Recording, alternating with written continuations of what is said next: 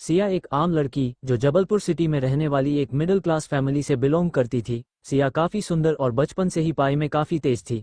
हर middle class family की ही तरह सिया के माँ पापा के भी उसको लेकर कुछ सपने थे। सिया के पापा हमेशा से ही अपनी दुकान का लेखा जोखा संभालने के लिए परेशान रहा करते थे और सिया को उन्हें परेशान देखना बिल्कुल पसंद नहीं था। इसलिए ही सिया हमेशा से ही सीए की पढ़ाई करना चाहती थी ताकि वो अपने पापा का दुकान के हिसाब रखने में मदद कर सके।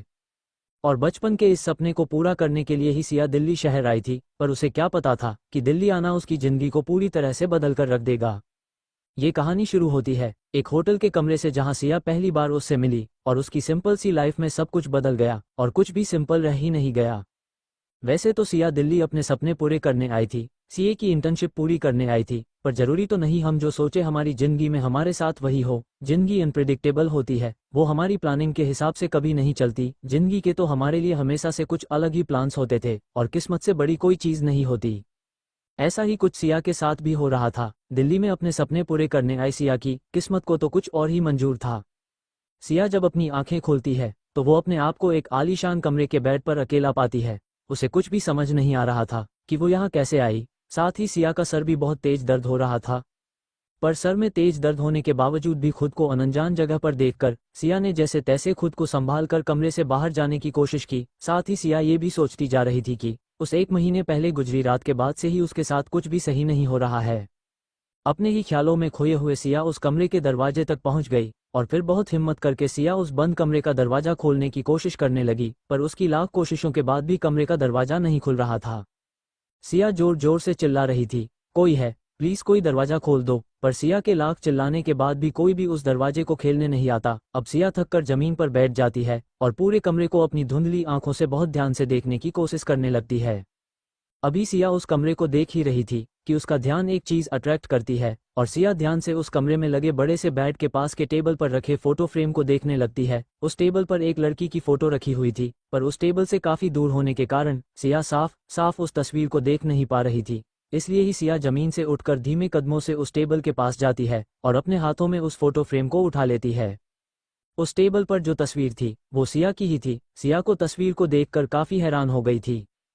उस तस्वीर को देखकर सिया बस यही सोच रही थी कि मैंने तो ये फोटो कभी क्लिक नहीं करवाई थी। सिया को कुछ भी समझ नहीं आ रहा था कि ये सब हो क्या रहा है। सिया अभी अपने ख्यालों में खोई हुई ही थी कि तभी अचानक से उस कमरे का दरवाजा खुलता है और कोई धीमे कदमों से चलते हुए कमरे के अंदर आता है और उस आदमी को देखकर तो डर से सिया की आंखें ही बाहर आने को हुई थी। वो इंसान सिया की जिंदगी का वो बुरा सपना था जिसे सिया जल्द से जल्द भूल जाना चाहती थी, पर आज वही बुरा सपना सिया के सामने हकीकत बनकर खड़ा था। सिया को उसका नाम तो याद नहीं था और ना ही सिया उस इंसान को पहचानती ही थी, पर फिर भी उसका चेहरा सिया कभी भूल नहीं सकती थी और ना ही सिया उस रात को ही भूल सकती थी जब उस शैतान ने उसकी जिंदगी बर्बाद कर दी थी। उस रात के बाद से सिया आज तक चैन की नींद नहीं सो पाई थी। हर रात उस इंसान का चेहरा ही सिया के सपनों में आता था और आज एक महीने बाद उस इंसान को अपने सामने खड़ा देखकर, जो किसी शैतान से कम नहीं था, सिया की तो जान ही हलक में अटक गई और सिया समझ गई कि ये वही इंसान है जो उसे यहाँ लेकर आया है।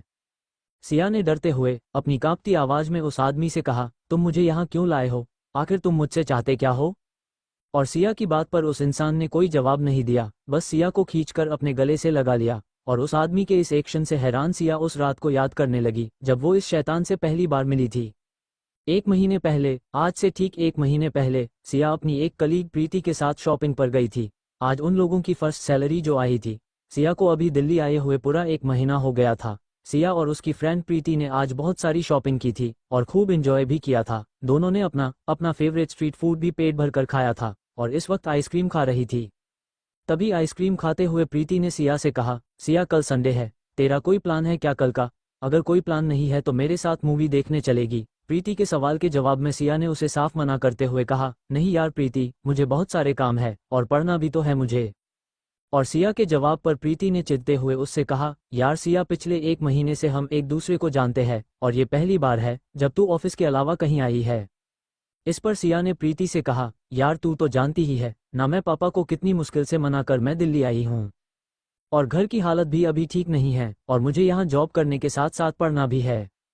सिया की बात सुनकर प्रीति ने फिर आगे जिद नहीं की। वो सिया के घर की खराब हालत अच्छे से जानती थी और सिया का मूड न खराब हो इसलिए ही प्रीति उससे फिर इधर उधर की बातें करने लगी। साथ ही वो दोनों अपने कैब का वेट भी करने लगी और थोड़ी ही देर में प्रीति की कैब आ भी गई और वो सिया को गले लगाकर कैब में बैठते हुए सिया से बोली, चल अब मंडे को ऑफिस में मिलते हैं। फिर प्रीति सिया को बाय बोलती हुई वहां से चली गई। प्रीति के जाने के बाद सिया भी अपने कैब का इंतजार करते हुए मॉल के बाहर ही टहल रही थी। सिया की कैब को आने में अभी कुछ वक्त था, तभी वहां अचानक से एक गाड़ी आकर रुकी और उस गाड़ी से कुछ गुंडे जैसे दिखने वाले लोग उतरे और जैसे ही उन्होंने सिया को देखा तो सिया की तरफ इशारा करते हुए चिल्लाते हुए बोले, देखो वो रही ब्लैक ड्रेस में, पकड़ो उस लड़की को। और अपने लीडर की बात सुनकर सारे गुंडे तेजी से सिया की तरफ भागने लगे। और इससे पहले कि सिया कुछ भी समझ पाती, वो गुंडे जैसे दिखने वाले लोग सिया के पास आ गए थे और उनमें से एक ने बहुत ही फुर्ती से सिया के नाक पर एक रुमाल रख दिया जिसमें नशे की दवाई स्प्रे की हुई थी और कुछ भी समझ पाने से पहले ही सिया बेहोश हो गई। और उसके बाद जब सिया की आंखें खुली तो वो एक आलिशान कमरे में थी और वो कमरा किसी होटल का लग रहा था। इस वक्त सिया का सर बहुत तेज दर्द हो रहा था, साथ ही सिया को ऐसा भी लग रहा था कि जैसे वो नशे में है। सिया को तो ठीक से कुछ भी दिखाई तक नहीं दे रहा था और सिया सब समझने की कोशिश ही कर रही थी कि उसके साथ क्या हो रहा है। तभी उस होटल के कमरे का दरवाजा खुलता है और एक आदमी जो पूरी तरह से नशे में चूर लग रहा था वो अपने लड़खड़ाते कदमों से सिया के पास आने लगता है।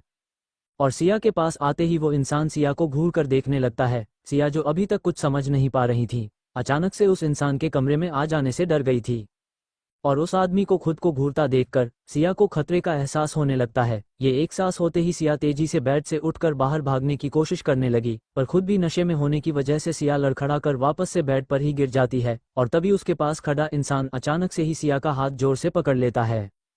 उस अनजान आदमी के अपना हाथ पकड़ने से सिया और ज्यादा घबरा गई और डर से उस आदमी को देखते हुए सिया अपना हाथ उस आदमी से छुड़ाने की कोशिश कर रही थी। साथ ही डर की वजह से सिया की आंखों से लगातार आंसू भी बहते जा रहे थे। सिया को इस तरह से स्ट्रगल करता देखकर वो इंसान सिया के चेहरे के एकदम नजदीक आकर सिया की आंखों में आंखें डालकर धीरे से कहता है, यू आर सो ब्यूटीफुल, मैंने आज से पहले तुम्हारी जैसी खूबसूरत लड़की नहीं देखी। यू आर द वन जो हमेशा से मेरे सपनों में आती थी। ये सारी बातें वो आदमी अपनी लड़खड़ाती हुई आवाज में बोल रहा था। उस आदमी के बात करने से सिया को तेज शराब की स्मेल उस आदमी के पास से आती हुई महसूस हो रही थी। वो आदमी बुरी तरह से नशे में था। उस नशे में धुत आदमी को अपने इतने करीब देखकर सिया उससे छूटने की और ज्यादा कोशिश करने लगती है, पर पतली दुबली सिया उस मजबूत आदमी की पकड़ से छूट नहीं पा रही थी।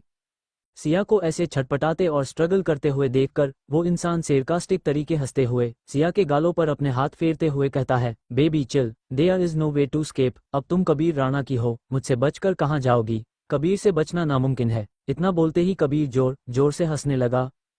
उस आदमी की ऐसी अजीब बातें सुनकर और उसकी अजीब हरकतों को देखकर सिया अब काफी ज्यादा डर गई थी और वो जोर जोर से रोने लगी। साथ ही सिया जोर जोर से चिल्ला भी रही थी और बार बार कबीर से रिक्वेस्ट भी कर रही थी, प्लीज छोड़ दो मुझे, छोड़ दो प्लीज। पर कबीर पर तो जैसे उसकी बात का कोई असर ही नहीं हो रहा था। उसके चिल्लाने से कबीर उसके और ज्यादा पास आता जा रहा था। सिया का खुद से दूर जाने की कोशिश कबीर को और ज्यादा एक्साइटेड कर रही थी और कबीर और ज्यादा सिया की तरफ अट्रैक्ट होता जा रहा था। ये कबीर की जिंदगी में पहली बार था जब वो किसी लड़की के इतना करीब आया था। अगले ही पल कबीर जल्दी से सिया के बेड पर चढ़ गया और पागलों की तरह कबीर ने सिया की ड्रेस को उसकी बॉडी से अलग कर दिया। ये सब इतना जल्दी में हुआ कि सिया को कुछ भी रिएक्ट करने का मौका ही नहीं मिला। सिया डर से और जोर से रोने लगती है और चिल्ला चिल्ला कर कबीर को उसे छोड़ने के लिए बोलने लगती है, पर अब कबीर के ऊपर नशा पूरी तरह से हावी हो गया था, इसलिए ही कबीर पर सिया की किसी भी बात का कोई असर नहीं हो रहा था। कबीर ने सिया के कपड़े बड़ी बेदर्दी से उसकी बॉडी से अलग कर दिए, जिस वजह से सिया के कपड़े कई जगह से फट भी गए थे। फिर कबीर बेड पर सिया के ऊपर आ गया। सिया अभी भी बहुत रो रही थी, चिल्ला रही थी और कबीर को मार भी रही थी। सिया कबीर से छुटने की बहुत कोशिश कर रही थी, पर कबीर पर किसी भी चीज का असर ही नहीं हो रहा था। सिया को इस तरह से स्ट्रगल करता देख कबीर ने अब सिया के दोनों हाथों को जोर से पकड़ लिया और जबरदस्ती उसे किस करने लगा। वो सिया के नाजुक होठों को जोर से किस करने के साथ उसकी नेक पर बाइट भी करता जा रहा था और फिर धीरे धीरे कबीर उसके बाकी बॉडी पार्ट्स को भी पागलों की तरह किस करने लगा। सिया कबीर से छुटने के लिए लगातार अपने हाथ पैर चला रही थी, पर सिया कबीर के सामने बहुत कमजोर थी, इसलिए ही वो कुछ भी नहीं कर पा रही थी सिवाय रोने के। और सिया की कोशिशों से कबीर अब और ज्यादा इंटेंस होता जा रहा था। जल्द ही कबीर ने सिया पर पूरा काबू पा लिया था। अब तो सिया हिल भी नहीं पा रही थी। कबीर ने उसकी नाजुक बॉडी को अपने नीचे दबा रखा था, साथ ही बिना रुके उसे किस भी करता जा रहा था। फिर आखिर में कबीर ने जब सिया को अपना बनाया तो सिया दर्द से बौखला गई। उसे बहुत तेज दर्द हो रहा था और दर्द की वजह से उसकी सांसें उखड़ने लगी थी। अगले ही पल सिया बेहोश हो गई, पर कबीर नहीं रुका। थोड़ी देर बाद जब सिया को होश आया तो वो बस वहां से बस भाग जाना चाहती थी, पर सिया जैसे ही उठने लगी कबीर ने फिर उसे अपनी बाहों में जकड़ लिया और एक बार फिर वही सब। उस रात के खत्म होते होते तो सिया को अब याद भी नहीं रहा कि कबीर ने उस रात उसके साथ कितनी बार जबरदस्ती की थी। 6, 7 या 8 बार। रो रो के तो अब सिया के आंसू भी सूख गए थे। उसे अगर कुछ महसूस हो रहा था तो दर्द, अपनी बॉडी में बेइंतहा दर्द। अगले दिन सिया को सुबह 4 बजे होश आया। होश में आते ही सिया ने देखा कि वो आदमी सिया से थोड़ी दूर सोया है। फिर सिया खुद को संभालते हुए उठी और उठते ही सिया बस उस जगह से भाग जाना चाहती थी, पर इस वक्त उसकी बॉडी पर कोई भी कपड़े नहीं थे और सिया ऐसे बाहर नहीं जा सकती थी। फिर जैसे तैसे सिया उठी और उसने अपने कपड़े पहने जो कई जगह से फटे हुए थे और उन कपड़ों से सिया के बॉडी पार्ट्स अभी भी दिखाई दे रहे थे। उसने इधर उधर देखा तो उसे उस इंसान की शर्ट दिखाई दी। कोई और ऑप्शन ना होने के कारण सिया ने बिना कुछ ज्यादा सोचे समझे अपने कपड़ों के ऊपर उस आदमी की शर्ट पहन ली। फिर सिया अपना बैग कमरे में ढूंढने लगी। तभी सिया को सोफे पर अपना बैग दिखाई दिया। अपना बैग दिखते ही सिया ने जल्दी से अपना बैग उठा लिया। सिया हमेशा अपने बैग में एक स्कार्फ रखती थी। उसने जल्दी से स्कार्फ से अपने चेहरे को कवर किया और धीमे कदमों से कमरे के दरवाजे की तरफ बढ़ने लगी। सिया सब कुछ बहुत धीरे धीरे कर रही थी, बिना आवाज किए, क्योंकि सिया उस कमरे में मौजूद उस इंसान को बिल्कुल भी उठाना नहीं चाहती थी, क्योंकि अगर वो आदमी जग गया तो वो सिया के साथ क्या करेगा ये तो सिया सोच भी नहीं सकती थी। सिया के बैग में अभी भी सिया का सारा सामान जैसे का तैसा रखा हुआ था। फिर सिया जल्दी से बिना आवाज किए उस होटल रूम से निकल गई। सिया इस वक्त वहां से भागने के अलावा और कुछ भी सोच समझ नहीं पा रही थी। सिया लड़खड़ाते हुए चल रही थी। सिया को चलने में भी बहुत तकलीफ हो रही थी। जैसे तैसे सिया होटल के बाहर आई। होटल के बाहर अभी भी बहुत अंधेरा था और अभी बहुत सुबह ही, और इतनी सुबह होने के कारण सिया को होटल में भी किसी ने नोटिस नहीं किया और वैसे भी सिया ने अपना फेस कवर करके रखा था। फिर सिया ने बैग से अपना फ़ोन निकाला और कैब बुक करके अपने अपार्टमेंट आ गई। सिया उस फ्लैट में अकेले रहती थी, इसलिए जैसे ही सिया अपने फ्लैट का गेट खोलकर अंदर आई तो सिया वही गेट के पास फर्श पर बैठकर फूट फूट कर रोने लगी। सिया बिना रुके घंटों तक बस रोती ही जा रही थी। सिया के साथ बीती रात जो भी हुआ था, सिया को अभी भी उन सारी बातों पर यकीन नहीं हो रहा था। सिया ने सोचा कि पुलिस को फ़ोन करती हूँ और उस आदमी के खिलाफ पुलिस कंप्लेन करती हूँ, पर फिर अपनी फैमिली के बारे में सोचकर सिया रुक जाती है। सिया इस बात को सोच भी नहीं पा रही थी कि क्या होगा जब सिया के पापा को ये सब पता लगेगा। वो तो मर ही जाएंगे, और माँ, सिया उनकी हालत के बारे में सोचना भी नहीं चाहती थी। यही सब सोचकर सिया रुक गई। सिया की फैमिली कंडीशन इस वक्त ठीक नहीं थी और सिया अपनी फैमिली को और ज़्यादा तकलीफ में नहीं देख सकती थी, कभी नहीं। यही सब सोचते हुए सिया रोते रोते वही जमीन पर ही सो गई। फिर कुछ दिनों के लिए सिया अपने घर जबलपुर आ गई, क्योंकि सिया सब कुछ भूल जाना चाहती थी। कुछ दिन घर में रहने के बाद आखिर में सिया वापस दिल्ली आ गई और दिल्ली आते ही वापस से सिया को सब याद आने लगा। अब तो सिया बाहर जाने से भी डरने लगी थी। वो बस ऑफिस से अपने फ्लैट और फ्लैट से ऑफिस ही जाती थी। सिया अभी कबीर को अपने सामने देखकर बीते हुए 1 महीने के बारे में ही सोच रही थी कि कबीर की आवाज़ सुन वो हकीकत में वापस आ गई। कबीर से हुई पहली मुलाकात सिया के दिमाग में हवा की तरह आकर चली गई। कबीर ने सिया से कहा कि कैसी हो सिया। सिया की तो रूह तक कांप गई थी उसकी बस एक आवाज़ से। सिया ने डरते हुए कबीर की तरफ देखा और अपनी लड़खड़ाती आवाज़ में कबीर से पूछा, काका कौन हो तुम, मुझे यहाँ काका क्यों लाए हो। सिया की इस बात पर कबीर बोला, कबीर राणा, इतनी जल्दी भूल गई तुम मुझे, ऐसा कैसे हो सकता है। ना कबीर, भूलने वाली चीज़ तो नहीं है। और ये बोलते बोलते कबीर ने कमरे का गेट लॉक कर दिया और सिया के पास जाने लगा। कबीर को आगे आता देख सिया डरते हुए पीछे जाने लगी, पर कबीर सिया के पास ना जाकर सोफे पर ही बैठ गया और सिया को अपनी तेज नज़रों से देखते हुए बोला, यहाँ आओ। पर सिया ने उसकी बात नहीं मानी और अपनी जगह पर ही खड़ी रही। सिया इतनी ज़्यादा डरी हुई थी कि उसके पैर अपनी जगह पर जम चुके थे। सिया को अपनी बात ना मनाता देख कबीर सिया से चिल्लाते हुए बोला, कबीर को एक बात दोबारा बोलने की आदत नहीं है। कबीर की तेज आवाज़ से सिया डर गई और सिया डरते हुए ही कबीर के सामने वाले सोफे पर कबीर के सामने बैठ गई। कबीर ने जब उसे इतना डरा हुआ देखा तो खुद को शांत करते हुए सिया से बोला, तुम मुझसे इतना डर क्यों रही हो, मैं तुम्हें खा थोड़ी न जाऊंगा, मैं यहाँ तुमसे सिर्फ कुछ बात ही तो करने आया हूँ। कबीर की बात सुनकर अब सिया ने थोड़ी हिम्मत दिखाते हुए कहा, तुमने उस रात जो मेरे साथ किया था उसके बाद भी तुम्हें बात करनी है। मुझे तुम जैसे घटिया जानवर से कोई बात नहीं करनी है, मुझे बस यहाँ से जाना है, मुझे यहाँ से जाने दो। सिया के इतना बोलते ही कबीर गुस्से में लगभग पागल ही हो गया। फिर कबीर सिया के पास जाकर उसके बाल पकड़ लिए और उसकी आंखों में देखते हुए बोला, सुन लड़की, आज मुझसे ऐसे बात कर ली, पर आज के बाद अगर ऊंची आवाज में मुझसे बात की तो तेरे साथ तेरे पूरे खानदान को भी रातों रात गायब करवा दूंगा और किसी को कानो कान खबर तक नहीं होगी। कबीर को इतना गुस्से में देखते ही और उसकी धमकी को सुनते ही सिया डर से कांपने लगी और उसकी आंखों से झरने की तरह आंसू बहने लगे। कबीर का इरादा सिया को रुलाने का नहीं था, ना ही वो सिया को डराना ही चाहता था, पर इन बीते कुछ सालों ने कबीर को पूरी तरह से बदल कर रख दिया था। बिजनेस और अपने परिवार को संभालते संभालते कबीर के अंदर इमोशंस बिल्कुल खत्म ही हो गए थे, और सिया उसकी जिंदगी में आने वाली पहली लड़की थी। सिया से पहले कबीर लड़कियों से दूर ही रहता था, इसलिए ही एक लड़की से कैसे बात करते हैं, उसे कैसे मनाते या संभालते हैं, इस बारे में कबीर को कोई आइडिया नहीं था। कबीर तो सिया को यहाँ अपने दिल की बात बताने, उससे उस रात के लिए माफी मांगने के लिए लाया था, पर अपने गुस्से की वजह से कबीर ने सब गड़बड़ कर दिया था। उसने सिया को बुरी तरह से डरा दिया था। सिया को इतनी बुरी तरह कांपते और डरते देख कबीर ने तुरंत ही उसके बालों को छोड़ दिया और उसके बालों को ठीक करते हुए उसके आंसू पोंछने लगा।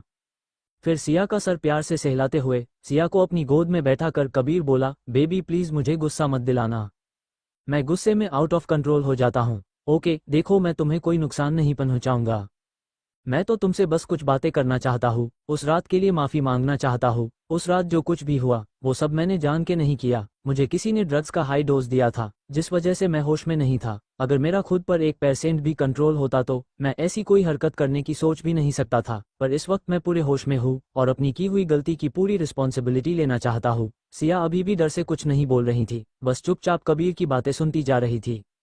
कबीर आगे सिया से बोला, उस रात के बाद मैंने तुम्हें कहाँ नहीं ढूंढा, और बहुत मुश्किलों के बाद तुम मुझे आज मिल ही गई। मैंने तुम्हें बहुत मिस किया, बहुत ज्यादा। सिया अभी भी बस कबीर की बातों को सुन रही थी और कोई रिस्पॉन्स नहीं दे रही थी। कबीर फिर आगे बोला, सिया मुझे लगता है मुझे तुमसे प्यार हो गया है। I really love you Siya, I love you.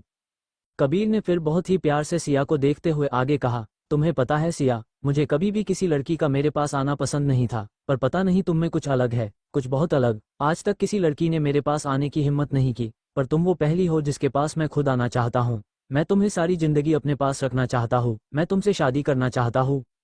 मैं बस तुम्हें ही हर दिन और हर रात अपने पास चाहता हूँ, बस तुम्हें। कबीर की ऐसी बातों को सुनकर सिया उसकी पकड़ से छूटने की कोशिश करते हुए बोली, नहीं कभी नहीं, मैं तुमसे इस दुनिया में सबसे ज्यादा नफरत करती हूँ, मैं तुमसे कभी शादी नहीं करूंगी, कभी नहीं। पर कबीर ने तो सिया की बातों को ऐसे इग्नोर कर दिया जैसे उसने उसकी बात सुनी ही न हो। वो सिया और जोर से अपनी बाहों में भरते हुए बोला, हम कल कोर्ट में शादी करेंगे और फिर बाद में घर वालों के सामने पूरे रीति रिवाजों के साथ शादी कर लेंगे, ओके। सिया बुरी तरह से कबीर की पकड़ से छूटने की कोशिश कर रही थी। कबीर उसके गालों पर किस करते हुए बोला, बेबी इतनी ताकत यहाँ मत बर्बाद करो, इसे बचा कर रखो, शादी के बाद काम आएगी। सिया को तो समझ ही नहीं आ रहा था कि वो क्या करे, इस जानवर से कैसे बचे। सिया रोते हुए कबीर से बोली, प्लीज मुझे जाने दो, मैंने क्या बिगाड़ा है तुम्हारा, क्यों तुम मेरी लाइफ खराब करने पर तुले हुए हो। मैं एक बहुत सिंपल सी लड़की हूँ और बहुत ही सिंपल सी फैमिली से बिलोंग करती हूँ, हम बहुत आम लोग हैं, प्लीज मुझे छोड़ दो। अगर ये सब मेरे मम्मी पापा को पता चलेगा तो वो लोग मर जाएंगे। सिया को ऐसे खुद के सामने मिन्नतें करता देख कबीर उसे संभालते हुए बोला, मैं ऐसा कुछ भी नहीं होने दूंगा, तुम एक बार मुझ पर ट्रस्ट तो करके देखो, मैं तुम्हारी जिंदगी बर्बाद नहीं होने दूंगा, मैं तो तुम्हें बहुत प्यार से रखूंगा, तुम समझ क्यों नहीं रही हो। आई लव यू, मैं तुम्हें कहीं जाने नहीं दे सकता, और जो चीज़ मेरी होती है वो मेरे पास ही रहे तो अच्छा है। और हाँ, कल टाइम पर रेडी हो जाना, कल हमारी शादी है। कबीर की बातों को सुनकर सिया गुस्से में उस पर चिल्लाते हुए बोली, नहीं कभी नहीं, मैं मर जाऊंगी पर तुमसे कभी शादी नहीं करूंगी, कभी नहीं। सिया के बार बार ना करने पर कबीर अब गुस्से में आ चुका था। उसने अपने फोन में सिया को एक वीडियो दिखाया। उस वीडियो को देख सिया की आंखें बड़ी बड़ी हो गई और वो हकलाती हुई आवाज में कबीर की तरफ देखते हुए बोली, तुम कैसे जानते हो इन्हें। और सिया के सवाल पर कबीर सार्कास्टिकली हंसते हुए बोला, मेरे लिए कुछ भी पता करना कोई बड़ी बात नहीं है, जब मैं तुम्हें ढूंढ सकता हूँ तो तुम्हारी फैमिली को ढूंढने में मुझे कितना ही टाइम लगेगा। कबीर ने सिया को आगे वीडियो दिखाया और बोला, बेबी इस वीडियो में तुम्हारी फैमिली के ऊपर जो रेड डॉट दिख रहा है ना, वो गन का निशाना है। तुम्हारी फैमिली की लाइफ तुम्हारे हाथों में है, अगर तुमने शादी के लिए ना किया या कोई गड़बड़ करने की कोशिश भी की तो आगे। पर कबीर अपनी बात खत्म कर पात उससे पहले ही सिया हड़बड़ाते हुए बोल पड़ी, नहीं प्लीज, मैं रेडी हूँ, प्लीज मेरी फैमिली को कुछ नहीं प्लीज। सिया की बात सुनकर कबीर बोला, गुड गर्ल, उन्हें कुछ नहीं होगा, कल हमारी शादी के बाद मेरे सारे आदमी वापस आ जाएंगे, तब तक कोई चालाकी नहीं। कबीर की बात सुनकर सिया रोते हुए कबीर से बोली, नहीं मैं कुछ नहीं करूंगी, बस मेरी फैमिली को कुछ मत करना प्लीज। कबीर सिया को प्यार से किस करते हुए बोला, चलो अब रोना बंद करो, मैं तो तुम्हें प्यार से मनाने आया था ना, पर तुम नहीं मानी, इसलिए ही मुझे ये रास्ता अपनाना पड़ा। और मेरी जान, जब तक तुम मेरी सारी बातें मानती रहोगी तब सब ठीक होगा। फिर कबीर सिया के आंसू पोंछते हुए उसे एक टाइट करके कमरे के बाहर चला गया। सिया अकेले कमरे में बैठकर रोते हुए अपनी किस्मत को कोसने लगी। सिया को कमरे में अकेला छोड़कर कबीर बाहर आ गया। उसे सिया के साथ ऐसा बिहेव करना बिल्कुल भी अच्छा नहीं लग रहा था, पर यह करना उसकी मजबूरी थी। कबीर बस दिल ही दिल में यही उम्मीद कर सकता था कि एक ना एक दिन सिया उसे और उसके प्यार को जरूर समझेगी और उसे माफ भी कर देगी। कबीर ने कमरे से बाहर आते ही अपनी केयर टेकर से कहा, नीना आंटी, उसे खाना खिला दीजिएगा और उसका अच्छे से ख्याल रखिएगा। नीना आंटी बचपन से कबीर की केयर टेकर थी और उन्होंने आज तक कबीर का ये रूप नहीं देखा था। कबीर भले ही लड़कियों से दूर रहता था, पर कबीर उनकी रिस्पेक्ट भी करता था। लेकिन आज ना जाने कबीर को क्या हो गया। कबीर को ऐसे किसी लड़की को जबरदस्ती अपने घर लाने से वो नाराज हो गई थी और इसी वजह से वो कबीर को घूर कर देख रही थी। कबीर भी उनकी ये नाराजगी अच्छे से समझ पा रहा था, पर इस वक्त वो कुछ और नहीं कर सकता था। वो जो भी इस वक्त कर रहा था वो भले ही अभी गलत नजर आ रहा हो, पर यह करना इस वक्त जरूरी था। कबीर बस दिल ही दिल में यही उम्मीद कर सकता था कि एक ना एक दिन सिया उसे और उसके प्यार को जरूर समझेगी और उसे माफ भी कर देगी। कबीर ने कमरे से बाहर आते ही अपनी केयर टेकर से कहा, नीना आंटी, उसे खाना खिला दीजिएगा और उसका अच्छे से ख्याल रखिएगा। नीना आंटी बचपन से कबीर की केयर टेकर थी और उन्होंने आज तक कबीर का ये रूप नहीं देखा था। कबीर भले ही लड़कियों से दूर रहता था, पर कबीर उनकी रिस्पेक्ट भी करता था। लेकिन आज ना जाने कबीर को क्या हो गया। कबीर को ऐसे किसी लड़की को जबरदस्ती अपने घर लाने से वो नाराज हो गई थी और इसी वजह से वो कबीर को घूर कर देख रही थी। कबीर भी उनकी ये नाराजगी अच्छे से समझ पा रहा था, पर इस वक्त वो कुछ और नहीं कर सकता था। वो जो भी इस वक्त कर रहा था वो भले ही अभी गलत नजर आ रहा हो, पर यह करना इस वक्त जरूरी था। नीना आंटी को सिया का ख्याल रखने को बोल कबीर अपने स्टडी रूम में आकर शांति से बैठ गया और अपने टेबल पर रखी सिया की फाइल को दोबारा से देखने लगा। इस फाइल में सिया की पूरी इन्फॉर्मेशन थी। सिया सिंह, उम्र 24 साल, father name Ritesh Singh, businessman, mother name Rakhi Singh, housewife, एक छोटा भाई आदित्य सिंह जो अभी बस 10th क्लास में ही पढ़ाई कर रहा है। सिया मध्य प्रदेश के जबलपुर की रहने वाली एक मिडिल क्लास फैमिली से बिलोंग करती थी। सिया के घर की हालत बहुत ज़्यादा अच्छा नहीं थी। कॉलेज खत्म करने के बाद सिया जॉब करना चाहती थी, पर जबलपुर में नहीं। वो नहीं चाहती थी कि उसके जॉब करने की वजह से कोई उसके पापा को ताना दे, इसलिए ही सिया अपनी दोस्त सोनी के पास दिल्ली आ जाती गई। सोनी काफ़ी टाइम से दिल्ली में रह रही थी और जॉब भी कर रही थी। सोनी और सिया 10 सालों से एक दूसरे को जानते थे। दोनों बचपन के दोस्त और क्लासमेट भी थे। सोनी ने ही सिया को अपनी कंपनी में एज अकाउंटेंट जॉब दिलाई थी। सोनी की जल्दी ही शादी होने वाली थी, इसलिए सिया के आने के 15 दिन बाद ही सोनी अपने घर चली गई थी और सोनी के जाने के बाद से ही सिया अकेली रहती थी। सिया की कंपनी का मैनेजर निहाल सिया को बहुत पसंद करता था। वो तो पहले दिन से ही सिया के पीछे पड़ा था। सिया उससे दूर ही रहती थी, पर उसकी हरकतों से परेशान होकर सिया ने अपने सीनियर से उसकी कंप्लेन भी कर दी थी। सिया अच्छे से जानती थी कि निहाल कतई घटिया किस्म का इंसान है। सिया ने तो उसे कई बार अलग अलग लड़कियों के साथ उसके कैबिन में रोमांस करते हुए भी देखा था। निहाल कंपनी में अपनी पर्सनैलिटी के कारण काफी फेमस था, पर सिया के उसके अगेंस्ट कंप्लेन करने के कारण कंपनी में निहाल का मजाक बन गया था। निहाल ये एक्सेप्ट ही नहीं कर पा रहा था कि कोई लड़की उसे रिजेक्ट कैसे कर सकती है, और इतना ही नहीं, सिया ने तो पूरी कंपनी में उसका तमाशा बनवा दिया था। निहाल ने उसी दिन ठान लिया था कि वो अपनी बेइज्जती का बदला सिया से लेकर ही रहेगा। सिया की इसी बात से नाराज होकर निहाल ने ही सिया की किडनैपिंग का प्लान बनाया था। निहाल बस हर कीमत पर सिया को पाना चाहता था और उससे अपनी बेइज्जती का बदला भी लेना चाहता था। उसका प्लान फुल प्रूफ था। उसके भेजे गुंडों ने सिया को किडनैप भी कर लिया था, पर गड़बड़ तो तब हुई जब सिया को किडनैप करके ले जा रहे गुंडों की कार का एक्सीडेंट कबीर की कार के साथ हो गया। कबीर के बॉडीगार्ड्स को देखते ही वो गुंडे सिया को गाड़ी में ही छोड़कर वहां से 9-2-11 हो गए। कबीर जो उस रात अपने होटल में एक पार्टी अटेंड करने जा रहा था, उसके बॉडीगार्ड्स ने उसे आकर बताया कि जिस गाड़ी के साथ उनका एक्सीडेंट हुआ है उस गाड़ी में एक लड़की है जो बेहोश है और शायद उसका किडनैप करके ही ये गुंडे उसे ले जा रहे थे। अपने बॉडीगार्ड की बात सुनकर कबीर ने उससे कहा, उस लड़की को अपने साथ लेते चलो। फिर बॉडीगार्ड के सिया को उनकी कार में बैठाने के बाद कबीर अपने होटल की तरफ निकल गया। रास्ते में कबीर ने जब सिया की तरफ देखा तो सिया उसे बहुत प्यारी लगी। कबीर पहली ही नज़र में सिया की सादगी का फैन हो गया। हमेशा लड़कियों से कोसों दूर रहने वाला कबीर बेहोश सिया को एकटक देखे ही जा रहा था। सिया के बिखरे लंबे बालों को कबीर उसके चेहरे से हटा रहा था। कबीर ने आज पहली बार किसी लड़की को छुआ था। कबीर जो किसी जल्लाद से कम नहीं था, उसका दिल पहली बार इतना सॉफ्ट महसूस हो रहा था। कबीर अभी सिया में ही खोया हुआ था कि तभी उसके सेक्रेटरी ऋषि ने कहा, सर हम होटल पहुंच गए। ऋषि की बात सुनकर कबीर सिया के ख्यालों से बाहर आया। फिर कबीर ने बिना किसी की परवाह किए खुद ही सिया को अपनी गोद में उठा लिया और होटल के अंदर अपने प्राइवेट रूम में ले गया। कबीर को एक लड़की को अपनी गोद में उठाकर ले जाते देख होटल के बाहर खड़े कबीर के सेक्रेटरी, कबीर के बॉडीगार्ड्स और होटल के सभी स्टाफ को तो जैसे सांप ही सूंघ गया था। सब अपनी जगह पर जमकर ही खड़े ही रह गए। सब यही सोच रहे थे कि कहीं वो कोई सपना तो नहीं देख रहे। कबीर जो लड़कियों को कचरा समझता था, कोई लड़की उसके करीब जाने की हिम्मत तक नहीं कर सकती, वो कबीर राणा, उसने एक लड़की को अपनी गोद में उठाया है। उद्धरण उद्धरण। कुछ देर बाद जब सबको होश आया तो कबीर का सेक्रेटरी ऋषि और उसके 2 बॉडीगार्ड्स कबीर के पीछे भाग कर गए। कबीर ने सिया को अपने प्राइवेट रूम में आराम से बेड पर लिटा दिया था। कमरे से बाहर आकर कबीर ने गार्ड्स को सिया का ध्यान रखने को बोला और खुद ऋषि के साथ पार्टी में चला गया। कबीर के गार्ड्स वही रूम के बाहर चक्कर लगाने लगे और सिया कबीर के रूम में अभी तक बेहोश पड़ी थी। पार्टी कबीर के अंकल के बेटे यश के बर्थडे की थी। यश कबीर से बहुत प्यार करता था और कबीर भी उसे सगे भाई से कम नहीं समझता था। कबीर के पार्टी में आते ही सारी लड़कियां जो अब तक यश के आगे पीछे घूम रही थी, वो यश को छोड़ कबीर को ही ताड़ने लगी। कबीर को देखते ही यश दौड़कर कबीर के गले लगते हुए बोला, ओह आई लव यू ब्रो, मुझे तो लगा था आप नहीं आओगे। इस पर कबीर प्यार से यश की पीठ थपथपाते हुए बोला, मैं कैसे ना आता, तेरा बर्थडे और मैं ना आऊं, ऐसा कभी हो सकता है। यश कबीर के पीछे देखते हुए बोला, भाई मेरा गिफ्ट। कबीर ने उसके हाथों में स्पोर्ट्स कार की चाबी देते हुए कहा, ले तेरा 25th गिफ्ट। स्पोर्ट्स कार की चाबी देखकर यश चिढ़ते हुए बोला, भाई मैंने तो कुछ और मांगा था। यश की बात पर कबीर चौंकते हुए बोला, क्या? क्योंकि कबीर को बिल्कुल भी याद नहीं था कि यश ने उससे क्या मांगा था।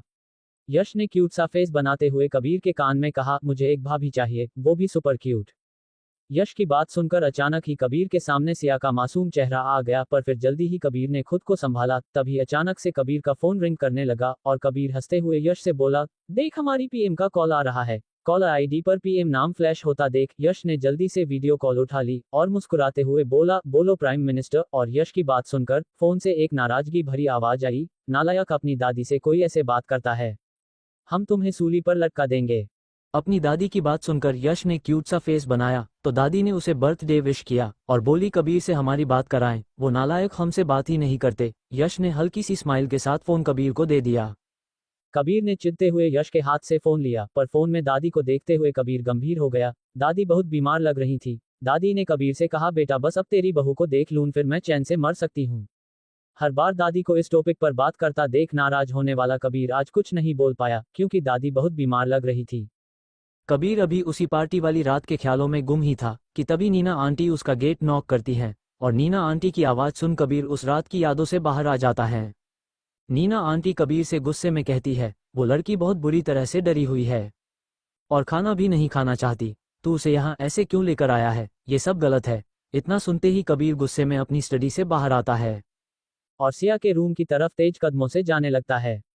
नीना आंटी भी कबीर के इस तरह गुस्से में सिया के पास जाने से डर जाती है और मन ही मन भगवान से प्रार्थना करते हुए कहती है, हे भगवान, बेचारी बच्ची की रक्षा करना, पता नहीं कबीर को अचानक से हो क्या गया है। ये कभी ऐसे बिहेव नहीं करता और आजकल तो इसका गुस्सा भी काफी खराब हो गया है। हमें तो इसके गुस्से से डर ही लगने लगा है। पता नहीं अब ये उस बेचारी बच्ची के साथ क्या करेगा। दूसरी तरफ कबीर जब सिया के कमरे में जाकर देखता है तो सिया वही सोफे के पास जमीन में बैठी हुई थी और रोते रोते वो वही सो गई थी। सिया को सोता देख कबीर धीमे कदमों से उसके पास जाता है और उसे गोद में उठाकर बेड पर सुला देता है। पर जैसे ही कबीर सिया को गोद में उठाकर बेड पर सुलाता है, अचानक से ही सिया की नींद टूट जाती है और कबीर को अपने इतना पास देख जोर से चिल्ला देती है। सिया की इतनी तेज चीख सुनकर कबीर झल्लाहट में सिया से कहता है, मेरे कान के पर्दे फाड़कर मुझे जान से मारने का इरादा है क्या तुम्हारा? कबीर की बात सुनकर सिया कंफ्यूजन में कबीर को ही देखने लगती है और मन में ही सोचने भी लगती है, कितना बेशरम आदमी है, खुद मुझे मारने की कोशिश कर रहा है और उल्टा मुझ पर ही ब्लेम लगा रहा है, घटिया जानवर कहीं का। कबीर सिया को ऐसे खुद को घूरते देखता है तो बोलता है, क्या घूर के ही मुझे मारना चाहती हो, या कहीं मैं पसंद तो नहीं आ गया? और कबीर की बातें सुनकर सिया तुरंत ही अपना मुंह फेर लेती है। उद्धरण उद्धरण। फिर कबीर अपनी पुरानी रौबदार आवाज में सिया से कहता है, खाना आ रहा है, अच्छे बच्चे तरह खुद खा लेना, अगर मुझे दोबारा यहाँ आना पड़ा तो मेरा स्टाइल अलग है अपनी बात मनवाने का, तुम तो जानती ही हो ना मेरा स्टाइल, और वो तुम्हें पसंद नहीं आएगा, इसलिए एक ही बार में मेरी बात मान लो, इसी में तुम्हारी भलाई है। सिया वैसे भी कबीर से बहुत डरती थी और इस वक्त तो कबीर के चेहरे के कठोर एक्सप्रेशन को देखकर सिया और ज्यादा डर गई थी। सिया उसकी धमकियों से डर जाती है और जल्दी जल्दी हाँ में अपना सर हिलाने लगती है। सिया की क्यूट हरकत को देखकर कबीर उसके सिर पर एक लाइट किस करता है। कबीर के छूते ही सिया को फिर से उसी रात के बारे में सब याद आने लगता है और सिया डर से कांपने लगी। पर सिया के पास आते ही पता नहीं कबीर को क्या होने लगता है, वो बस सिया को फिर आज से अपना बनाना चाहता है। पर इससे पहले कि कबीर सिया के और नजदीक जा पाता, नीना आंटी गेट नॉक करते हुए कहती है, बेटा मैं खाना लाई हूँ, और इतना बोलकर वो कमरे के अंदर आ जाती है और नीना आंटी के आते ही कबीर तुरंत ही सिया से दूर हो जाता है। और नीना आंटी को देखकर सिया को बस यही लगता है जैसे भगवान ने ही उसे इस राक्षस से बचा लिया। दूसरी तरफ कबीर चिढ़ते हुए नीना आंटी की तरफ घूरता है, फिर सिया के थोड़ा नजदीक जाकर सिया के कानों में धीमे से कहता है, बेबी आज तो छोड़ देता हूँ, लेकिन कल से शादी के बाद कोई नहीं आएगा तुम्हें मुझसे बचाने के लिए। अपनी बात खत्म करके कबीर सिया के कानों को हल्का सा बाइट कर लेता है। कबीर ने ये सारी बातें सिया से मजाक में कही थी, इसलिए ही वो हंसते हुए कमरे से बाहर चला जाता है। सिया बेबस सी बेड पर बैठी हुई चुपचाप बस जाते हुए कबीर को ही देख रही थी। नीना आंटी उसे ऐसे बैठे देखती हैं तो उन्हें बिल्कुल अच्छा नहीं लग रहा था, पर वो करती भी तो क्या। नीना आंटी ये तो जानती थी कि कबीर बुरा इंसान नहीं है, पर वो सिया के साथ ऐसे बिहेव क्यों कर रहा है ये नीना आंटी को समझ नहीं आ रहा था। फिर नीना आंटी चुपचाप बैठी सिया से कहती है, बेटी आजा खाना खा ले, और इस बार सिया उन्हें मना नहीं करती और बेमन से खाना खाने लगती है। भूख तो सिया को भी बहुत लगी थी, सुबह से ही उसने कुछ भी नहीं खाया था। नीना आंटी उसे बड़े प्यार से खाना खाते हुए देखने लगती हैं और फिर उससे पूछती हैं, क्या नाम है बेटी तेरा? उद्धरण उद्धरण सिया धीरे से जवाब देती है। खाना खत्म करने के बाद सिया जब उनसे कबीर के बारे में पूछती है तो नीना आंटी उससे कहती है, कबीर कोई आम इंसान नहीं है, वो एशिया के सबसे अमीर और खतरनाक लोगों में से एक है। लोग ना तो कबीर की दोस्ती ही सही समझते थे, ना उसकी दुश्मनी। कबीर राणा को लोग सन की किंग कहते थे, कोई नहीं जानता था कि उसका दिमाग कब फिर जाएगा और वो किसी की जान ले लेगा। कबीर को धोखा, झूठ और लड़कियों से सख्त नफरत है।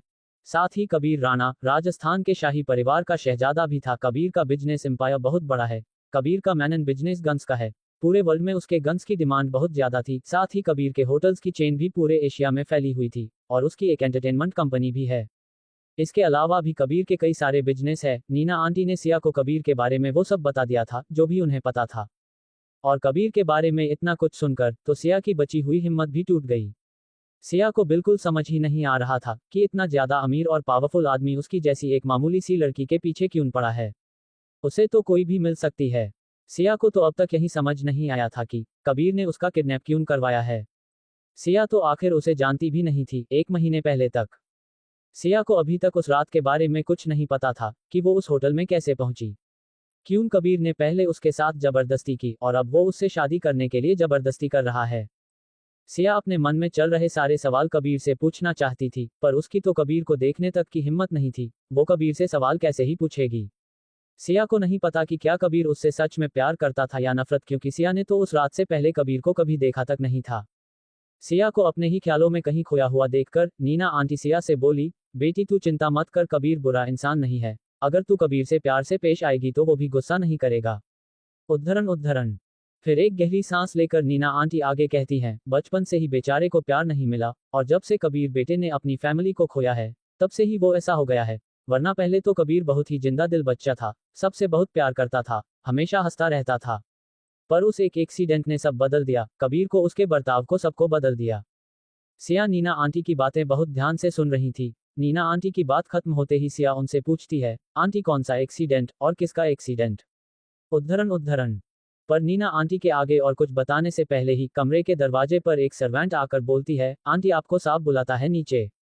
और उसकी बात सुनकर नीना आंटी नीचे जाते हुए सिया से बोलती है, बेटी अब सो जाओ, बहुत रात हो गई और तू थक भी तो गई है, बातें हम कभी और कर लेंगे। उद्धरण फिर सिया ने उन्हें गुड नाइट बोला और बेड पर सोने चली गई। नीना आंटी जब नीचे आती है तो देखती है कबीर हॉल के सोफे पर बैठकर अपने लैपटॉप में कुछ काम कर रहा था। नीना आंटी कबीर के पास आकर उससे पूछती हैं, बेटा क्या कोई काम था तुझे मुझसे? और क्या खाना खाया तूने? उद्धरण नीना आंटी के सवाल के जवाब में कबीर बस हाँ में सिर हिला देता है और आंटी से पूछता है, खाना खाया उसने? नीना आंटी बोलती है, खा लिया, भूखी थी ना बेचारी सुबह से। फिर कबीर ने नीना आंटी को भी सोने जाने का बोलकर अपने स्टडी रूम चला गया। कबीर अपने स्टडी रूम में अपने ऑफिस के काम को करने में बिजी था। लगभग 2 घंटे तक काम करने के बाद कबीर जब फ्री हुआ तो वो अपने रूम में गया। सिया को उसने अपने ही कमरे में रखा था। कमरे में सिया छोटे बच्चे की तरह पूरी तरह से सिकुड़कर बेड पर सो रही थी। सिया इस वक्त काफी मासूम लग रही थी। कबीर ने कुछ पल उसे देखा, फिर अपने कबर्ड से अपने कपड़े लेकर दूसरे कमरे में नहाने चला गया। नहाने के बाद कबीर सोने के लिए बेड पर चला गया, पर कबीर की आंखों से नींद पूरी तरह से गायब थी और लाख कोशिशों के बाद भी जब कबीर को नींद नहीं आई तो कबीर बिना कुछ सोचे अपने कमरे की तरफ जाने लगा जहां सिया सोई हुई थी। कमरे में सिया अभी भी बहुत गहरी नींद में सो रही थी। कबीर धीमे कदमों से सिया के पास जाने लगा, पर फिर ये सोचकर कि कहीं सिया की नींद ना खराब हो जाए, कबीर बेड के सामने लगे सोफे पर ही बैठ गया और एकटक सिया को देखने लगा। सिया को सोते हुए देखकर पता नहीं क्यों पर कबीर को अपने दिल में एक ठंडक सी महसूस हो रही थी। सिया को एकटक देखते हुए ही कबीर मन में कहता है, बेबी अब तुम मेरी हो, सिर्फ मेरी। मैं तुमसे हमेशा ही प्यार करूंगा, बस तुम कभी मुझसे दूर जाने के बारे में सोचना भी मत। मैं या तो तुम्हें जान से मार दूंगा या खुद मर जाऊंगा। मैं तुम्हें बाकी लोगों की तरह खोना नहीं चाहता। कबीर अभी अपने ख्यालों में ही गुम था कि तभी अचानक से कबीर का फोन बजता है। कबीर जल्दी से फोन उठाकर सिया की तरफ देखता है कि कहीं सिया जग तो नहीं गई, पर सिया अभी भी सो ही रही थी।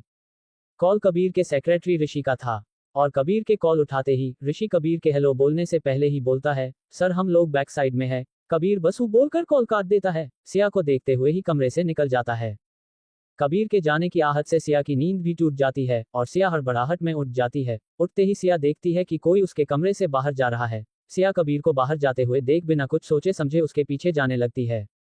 क्योंकि सिया कबीर से थोड़ा पीछे चल रही थी, तो कबीर को ये पता नहीं चल पाया कि कोई उसका पीछा कर रहा है। कबीर नीचे आकर मेशन का एक गेट खोल बाहर निकल जाता है और सिया भी उसके पीछे पीछे गेट से बाहर निकलकर थोड़ा आगे आकर रुक जाती है। आगे कबीर कुछ लोगों के साथ बातचीत कर रहा था। कबीर को आता देख उसका सेक्रेटरी ऋषि तुरंत ही कबीर के पास आकर कहता है, सर ये वही वेटर है जिसने आपको ड्रग्स वाली वाइन दी थी। ये पिछले 1 महीने से अंडरग्राउंड था और बड़ी मुश्किल से आज हाथ लगा है। कबीर को अपने सामने खड़ा देखकर वेटर कबीर के आगे गिड़गिड़ाते हुए बोला, साहब माफ कर दो, गरीब आदमी हूँ। वो मैडम जो आपसे बातें कर रही थी उसने ही मुझे आपको वो ड्रिंक देने को कहा था और कुछ पैसे भी दिए थे। मैं लालच में आ गया था। साहब माफ कर दो, आगे से ऐसी गलती कभी नहीं करूंगा। उस वेटर की बात सुनकर कबीर ने अपने दांत पीसते हुए कहा, पैसे? हाँ ये पैसे बड़ी बुरी चीज है। पैसों के लिए तू क्या किसी की जान ले लेगा, बोल। फिर कबीर अपनी जलती हुई नजरों से वेटर को देखकर आगे बोला, अगर मुझे आकर सच बताया होता तो कई गुना ज्यादा पैसे देता मैं तुझे, मगर नहीं, तुम लोगों को तो बस धोखा देना आता है ना, बोल साले, कबीर ने चिल्लाते हुए कहा। कबीर ये बात जान गया था कि उसकी ड्रिंक में ड्रग्स निकिता सहाय ने ही मिलाए थे। निकिता की हरकत को याद करते हुए कबीर ने मन ही मन में कहा, ओ निकिता, तुम्हें पता नहीं तुम किससे उलझ रही हो। कबीर आग है और अब ये आग तेरे पूरे खानदान को जला देगी। इधर सिया बड़े गौर से सब देख रही थी। हालांकि ये अलग बात है कि सब कुछ उसके दिमाग के ऊपर से जा रहा था। तभी वो वेटर कबीर के सामने घुटनों पर बैठते हुए बोला, साहब अब कभी ऐसी गलती नहीं करूंगा, माफ कर दो मुझे। तो कबीर उसकी आंखों में घूरते हुए बोला, गलती? ना ना ना ना, मेरे ही होटल में काम करते हुए मुझे ही गलत ड्रिंक दी तूने, ये गलती नहीं, धोखा है। और कबीर राणा धोखा बर्दाश्त नहीं कर सकता। इतना बोलते हुए कबीर ने वेटर के सिर के ठीक बीचों बीच गोली मार दी। वेटर तुरंत वही मर गया। फिर कबीर ने ऋषि कहा, ठिकाने लगा दो इसे। कबीर ने अभी अपनी बात खत्म ही की थी कि तभी अचानक से कबीर को अपने पीछे से धड़ाम की जोरदार आवाज आई। सिया जो इतनी देर से ये सब कुछ देख रही थी, वो वेटर को गोली लगते हुए देखकर धड़ाम से वहीं पर बेहोश होकर गिर गई थी। बेहोश सिया को देखकर तो कबीर ने अपना सिर ही पीट लिया और बोला, अब ये कब आई यहाँ? तभी ऋषि भी अचानक से बोला, सर हो गया स्यापा। कबीर ने उसे घूरते हुए देखकर कहा, जाओ इस वेटर को यहाँ से लेकर। उद्धरण उद्धरण। ऋषि के जाने के बाद कबीर खुद सिया की तरफ बढ़ गया और सिया को अपनी गोद में उठाकर वो उसे कमरे में ले गया। फिर कबीर ने उसके धूल में सने गंदे कपड़ों को बदलकर बेड पर सुला दिया और खुद भी सिया को कसकर अपनी बाहों में भरकर सो गया। सुबह जब सिया को होश आया तो वो हड़बड़ाहट में बेड पर उठकर बैठ गई। उसके दिमाग में अभी भी कल रात का ही सीन चल रहा था। सिया अभी भी सदमे में ही थी। तभी कबीर जो उसकी कमरे में सिया के सामने ही सोफे पर बैठकर अपना फोन चलाने में बिजी था, उसका ध्यान सिया पर गया तो उसने प्यार से सिया की तरफ देखते हुए कहा, गुड मॉर्निंग बेबी। और कबीर की आवाज सुनते ही सिया को तो जैसे शौक ही लग गया। सिया कबीर की तरफ डरते हुए देखती है और कबीर सिया की तरफ मुस्कुराते हुए देख रहा था। सिया को अभी भी कल रात का इंसिडेंस याद था कि कैसे कबीर ने एक इंसान को गोली मार दी। इसलिए ही कबीर को देखते ही सिया डर से कांपने लगती है। कबीर गौर से सिया को ही देख रहा था। कबीर को अच्छे से पता था कि कल रात को सिया ने जो भी देखा उससे सिया बहुत डर गई है। इसलिए ही कबीर उसे समझाने के लिए उसके पास आने लगा और कबीर को अपने पास आता देखकर तो सिया और ज्यादा डर गई। कबीर सिया के पास बैठ जाता है और उसके कांपते हाथों को अपने हाथों में ले लेता है। फिर बड़े प्यार से उसे देखते हुए कहता है, बेबी जब तक तुम मुझे गुस्सा नहीं दिलाती हो, मेरी हर बात मानती हो, तब तक सब ठीक रहेगा। और हाँ, अब डरना बंद करो। अपने होने वाले पति से भी कोई डरता है क्या?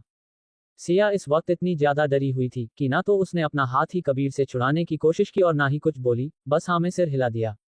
सिया को अपनी बात मानता देख कबीर सिया को जल्दी से रेडी होने के लिए बोलकर कमरे से चला जाता है। सिया बेड से उठकर बाथरूम में चली जाती है। जितना आलीशान कबीर का घर था, बाथरूम भी उतना ही आलीशान था। कबीर का बाथरूम तो सिया के बेडरूम जितना बड़ा था। सिया देखती है कि बाथरूम में उसकी जरूरत का सब कुछ मौजूद है। सिया जल्दी से फ्रेश होकर नहाकर बाथरोब पहनकर बाहर आ जाती है।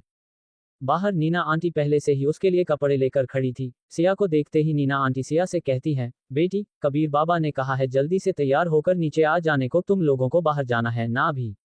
नीना आंटी की बात सुनकर सिया बस हाँ में अपना सर हिला देती है और तैयार होने लगती हैं। नीना आंटी उसकी हेल्प भी कर रही थी। तैयार होकर जैसे ही सिया खुद को आईने में देखती है तो खुद को संभाल नहीं पाती है और फूट फूट कर रोने लगती हैं। सिया को इतनी बुरी तरह से रोता देखकर नीना आंटी उसे समझाने की कोशिश करती है, पर आंसू तो जैसे झरने की तरह सिया के आंखों से बस बहे ही जा रहे थे। जी भरकर रोने के बाद सिया धीरे धीरे शांत हो जाती हैं। ना ही सिया ये शादी ही करना चाहती थी और ना ही वो यहाँ से भाग ही सकती थी, क्योंकि अगर आज वो यहाँ से भाग गई तो कबीर उसकी पूरी फैमिली को खत्म कर देगा और अपनी फैमिली के बिना सिया कैसे जी पाएगी। यही सब सोच सिया हालतों के आगे झुक जाती है और बेमन से दोबारा तैयार होने लगती है। सिया वैसे भी ज्यादा मेकअप नहीं करती थी। सिया की हाइट 5'3" थी, मिल्की वाइट कलर था उसका, बिना मेकअप के भी सिया बहुत सुंदर लगती थी। कबीर जो नीचे बहुत देर से सिया के नीचे आने का वेट कर रहा था, थक कर सिया के रूम में आ जाता है और सिया को देखते ही कबीर की नजरें तो बस उसी पर जमसी जाती है। और कबीर के आते ही नीना आंटी जल्दी से कमरे से बाहर चली जाती हैं, पर सिया अभी भी बुत बनकर अपनी जगह पर खड़ी थी। कबीर को देखते ही हमेशा ही सिया की सीटी पिटी ही गुम हो जाती थी। कबीर ने आज ब्लैक कलर का 3 पीस सूट पहना था। कबीर खुद भी बहुत ज्यादा हैंडसम था, 5'11" height, fair colour, muscular body, पर आज इस ब्लैक कलर के सूट में तो कबीर हद से ज्यादा हैंडसम लग रहा था। सिया ने पहली बार कबीर को इतने ध्यान से देखा था। तभी कबीर रूम लॉक कर सिया की तरफ बढ़ने लगता है। जैसे जैसे कबीर सिया की तरफ बढ़ रहा था वैसे ही सिया पीछे होती जा रही थी। सिया अभी तक पूरी तरह से रेडी नहीं हुई थी। सिया ने अभी तक साड़ी नहीं पहनी थी, इसलिए ही कबीर के अचानक आने से सिया काफी अनकंफर्टेबल हो गई थी और सिया अपने हाथों से खुद को कवर करने की कोशिश कर रही थी। उसे ऐसा करते देख कबीर स्माइल करते हुए सिया से कहता है, डोंट वरी बेबी, ऐसा कुछ नहीं है जो मैंने पहले देखा नहीं है। उद्धरण उद्धरण। सिया अब पीछे होते होते दीवार से लग गई थी और कबीर उसके ठीक सामने आकर खड़ा हो जाता है और बड़े गौर से सिया को देखने लगता है। एक बार कबीर की तरफ देखते ही सिया जोर से अपनी आंखें बंद कर लेती है। तभी कबीर उसे बड़े प्यार से कहता है, अपनी आंखें खोलो। कबीर के खुद के इतना पास होने के एहसास से सिया की तो डर से हालत खराब हो चुकी थी। उसने और जोर से अपनी आंखें बंद कर ली। कबीर ने और कई बार सिया को अपनी आंखें खोलने को कहा, पर सिया अपनी आंखें नहीं खोल रही थी। ये देख कबीर को गुस्सा आ जाता है। वो चिल्लाते हुए अपने दांत पीसकर कहता है, आंखें खोल अपनी। कबीर की इतनी तेज आवाज सुनकर सिया डर से अपनी आंखों को खोल कबीर की तरफ देखती है। कबीर पहले उसके सर पर एक डीप किस करता है और उसका चेहरा अपनी तरफ उठाकर बोलता है, बेबी मेरी हर बात एक बार में सुनने की आदत डाल लो, वरना अंजाम तो तुम जानती ही हो। ऐसा बोलते हुए कबीर सिया को जोर से अपने सीने से लगा लेता है। कबीर के हौंठ सिया की खुली पीठ पर धीरे धीरे ऊपर नीचे हो रहे थे और सिया की धड़कन तो मानो बुलेट ट्रेन से भी फास्ट चल रही थी। कबीर फिर उसके गले को किस करने लगता है। इस बार तो सिया की तो मानो जान ही निकलने वाली थी। सिया तो हिल भी नहीं पा रही थी। पहले तो कबीर प्यार से उसे किस कर रहा था, पर थोड़ी देर में ही कबीर पर जैसे कोई भूत सवार हो गया। उसने सिया को अचानक से पलट दिया और अब सिया का चेहरा दीवार की तरफ था और कबीर पागलों की तरह सिया के गले और उसकी पीठ पर किस करने के साथ साथ बाइट भी करता जा रहा था। सिया को अब दर्द होने लगा। उसे तो ऐसा लग रहा था कि जैसे कबीर अब बस उसे खा ही जाएगा। वो कबीर से छूटने की पूरी कोशिश कर रही थी और साथ ही चिल्ला भी रही थी, प्लीज कबीर नहीं, प्लीज छोड़ दो मुझे, मुझे दर्द हो रहा है, प्लीज नहीं। तभी कबीर गहरी आवाज में सिया से कहता है, कबीर नहीं, मुझे अभी बुलाओ। कबीर अभी भी सिया को किस कर ही रहा था कि तभी दरवाजे पर कोई नॉक करता है। वो ऋषि था, कबीर का सेक्रेटरी। उसके नॉक करते ही कबीर को जैसे होश आता है। फिर कबीर सिया की बैग देखता है जो बुरी तरह से लाल हो चुकी थी। कबीर सिया को दर्द नहीं देना चाहता था, पर जाने अनजाने वो हमेशा ही सिया को हट कर ही देता है। कबीर मन में सोचता है, पता नहीं क्यों इसके पास आते ही मैं खुद पर कंट्रोल नहीं कर पाता। उद्धरण उद्धरण। कबीर इस वक्त बहुत गिल्टी फील कर रहा था, इसलिए ही वो जल्दी से सिया को छोड़कर कमरे से बाहर चला जाता है। बाहर ऋषि कबीर से कहता है, सर हमें 1 घंटे में कोर्ट पहुंचना है। कबीर बस हाँ में अपना सिर हिला देता है और नीना आंटी को बोलता है, जल्दी रेडी कीजिए उसे। फिर कबीर नीचे हॉल में आकर बैठ जाता है और सिया के बारे में ही सोचने लगता है। कबीर का इस वक्त खुद को थप्पड़ मारने का दिल कर रहा था। वो ना चाहते हुए भी बार बार सिया को हटकर ही देता था। नीना आंटी जब रूम के अंदर आती है तो देखती है कि सिया जमीन पर बैठकर दर्द में रोए जा रही है। नीना आंटी जल्दी से सिया को उठती है और उसे चेयर पर बिठाकर सिया की बैक पर दवाई लगा देती है। सिया रोते रोते ही नीना आंटी से बोलती है, आंटी जानवर है वो 1 नंबर का। नीना आंटी से अब कुछ भी बोलते नहीं बन रहा था। कबीर ने हरकत ही ऐसी की थी। इसलिए ही नीना आंटी जल्दी जल्दी सिया को तैयार करने लग जाती है और तैयार करके जल्दी ही वो सिया को बाहर ले आती हैं। सिया को नीचे आते देख कबीर, ऋषि और कबीर के बॉडीगार्ड सब एकटक सिया को देखने लगते हैं। सिया लग ही इतनी प्यारी रही थी कि सबकी नजरें उसी पर टिक गई थी। लाल रंग की साड़ी, बालों का जुड़ा, कानों में लंबी बालियां और माथे पर एक सिंपल सी बिंदी। इतने सिंपल लुक में भी कयामत ढा रही थी सिया आज। उद्धरण उद्धरण। कबीर तो बस उसे घूरते ही जा रहा था, पर सिया बस नीचे ही देख रही थी। उसे तो जैसे कोई मतलब ही नहीं था किसी से। सिया को भी पता था कि सब उसे ही देख रहे हैं, पर फिर भी उसने नजरें उठाकर एक बार भी किसी को नहीं देखा। सिया के नीचे आते ही कबीर ने उसका हाथ पकड़ लिया। सिया डरी हुई थी, फिर भी उसने कोई रिएक्शन नहीं दिया। फिर उसका हाथ पकड़े हुए ही कबीर सिया को मेंशन से बाहर ले गया और कार में बिठा दिया। सिया अपने मन में सोच रही थी, कहाँ आकर फंस गई मैंने तो प्रिंस चार्मिंग के सपने देखे थे, ये तो डेविल मिल गया। तभी कबीर भी कार में बैठ जाता है और उसके बैठते ही सिया दुबक कर कार की गेट से चिपक कर बैठ जाती है। कबीर एक बार डरी सहमी सिया की तरफ देखता है, फिर अपने लैपटॉप पर कुछ काम करने में बिजी हो जाता है। सिया भी कार के बाहर आती जाती गाड़ियों और दिल्ली के नज़ारों को देखते में मगन हो जाती है। कबीर बीच बीच में सिया की तरफ देख लेता था, पर सिया ने एक बार भी कबीर की तरफ नहीं देखा। लगभग आधे घंटे के बाद ऋषि कबीर से कहता है, सर हम पहुंच गए। कबीर फिर सिया की तरफ देखता है, जो उसे ही देख रही थी। ऋषि और ड्राइवर कार से उतर कर खड़े हो जाते हैं। उद्धरण उद्धरण। फिर कबीर सिया के करीब आते हुए एक तिरछी स्माइल देते हुए कहता है, बेबी यहाँ कोई गड़बड़ करने की सोचना भी मत, वरना तुम्हारी। इतना सुनते ही सिया हडबडी में कबीर से कहती है, नो मैं कोई गड़बड़ नहीं करूंगी।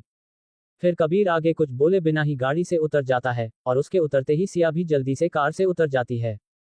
कबीर आकर सिया का हाथ कसकर पकड़ लेता है और दोनों कोर्ट की तरफ बढ़ने लगते हैं। उनके पीछे उनके बॉडीगार्ड्स कोर्ट की गेट तक आके रुक जाते हैं और कबीर, सिया के साथ ऋषि भी कोर्ट के अंदर चले जाते हैं। कबीर और सिया के पहुंचते ही सारे प्रोसेस शुरू हो जाते हैं। सिया का मन तो वहां से भाग जाने का कर रहा था, पर वो कुछ नहीं कर सकती थी, वरना इसका अंजाम वो सोच भी नहीं सकती थी। जल्द ही दोनों की शादी हो जाती है। कबीर ने पूरे समय सिया का हाथ पकड़ कर रखा था। कबीर दिल ही दिल में तो काफी खुश था, पर अपने एरोगेट नेचर की वजह से उसके चेहरे का एक्सप्रेशन एकदम ब्लैंक था, मानो कोई भाव ही ना हो कबीर के अंदर। वही सिया को देखकर लग रहा था कि जैसे उसकी बलि चाहने कोई उसे ले जा रहा हो। कोर्ट से बाहर आकर कबीर दोनों मैरिज सर्टिफिकेट अपने पास रख लेता है, फिर दोनों वापस से कार में बैठ घर की तरफ निकल जाते हैं। कार में बैठने के बाद कबीर फिर से सिया का हाथ पकड़ लेता है और उसे अपने करीब खींच लेता है। सिया ने भी इस बार कोई कोशिश नहीं की कबीर से अलग होने की, पर आगे बैठे ऋषि और ड्राइवर की नज़रें जब मिरर में अपने बॉस की हरकतों पर गई तो दोनों सदमे में आ गए। कबीर पहली बार ऐसी हरकतें कर रहा था, वो भी बेशर्मी से। कबीर ने जब मिरर में दोनों को घूर कर देखा तो दोनों इधर उधर देखने लगे।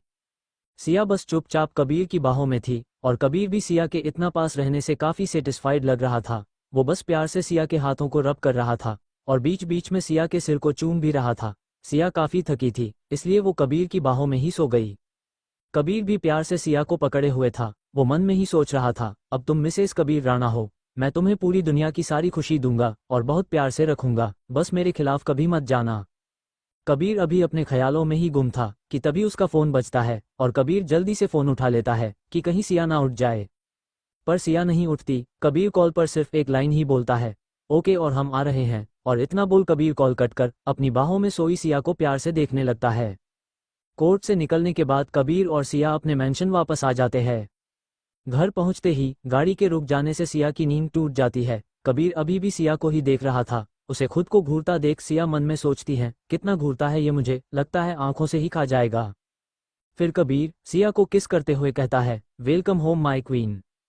कबीर सिया से कहता है कि मैंने इस घर का नाम सियाजवल रखा है। कबीर की बात सुनकर सिया बस हाँ में अपना सर हिला देती है और कुछ नहीं बोलती।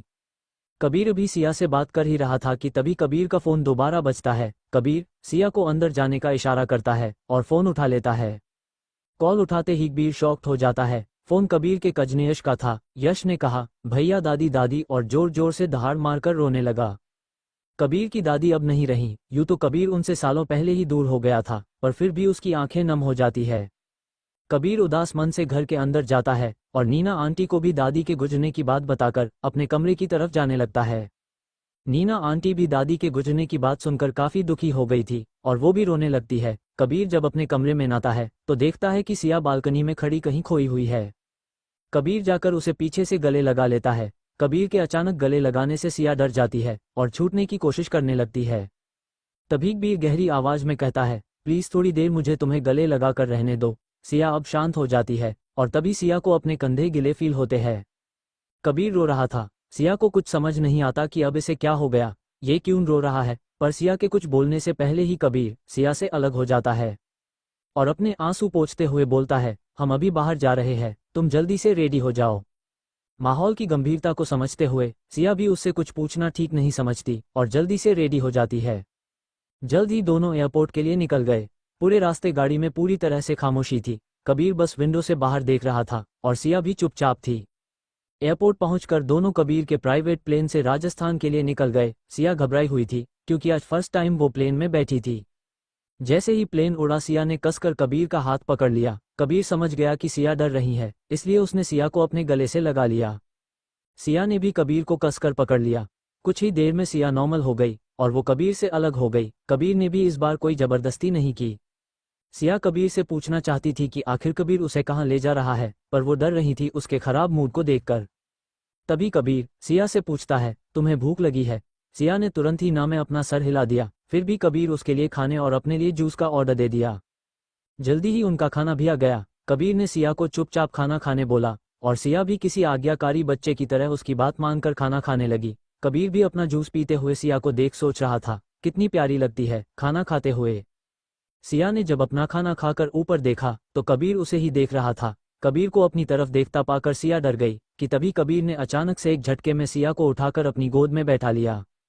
कबीर की इस हरकत पर सिया ने कुछ नहीं कहा, वो तो बस आंखें फाड़ फाड़ कर कबीर को देखती ही रह गई। कबीर ने धीरे से उसके होंठों पर लगे सॉस को अपने होंठों से लिक किया तो सिया से उठी, पर फिर जल्दी से होश में आकर सिया कबीर से दूर होने की कोशिश करने लगी।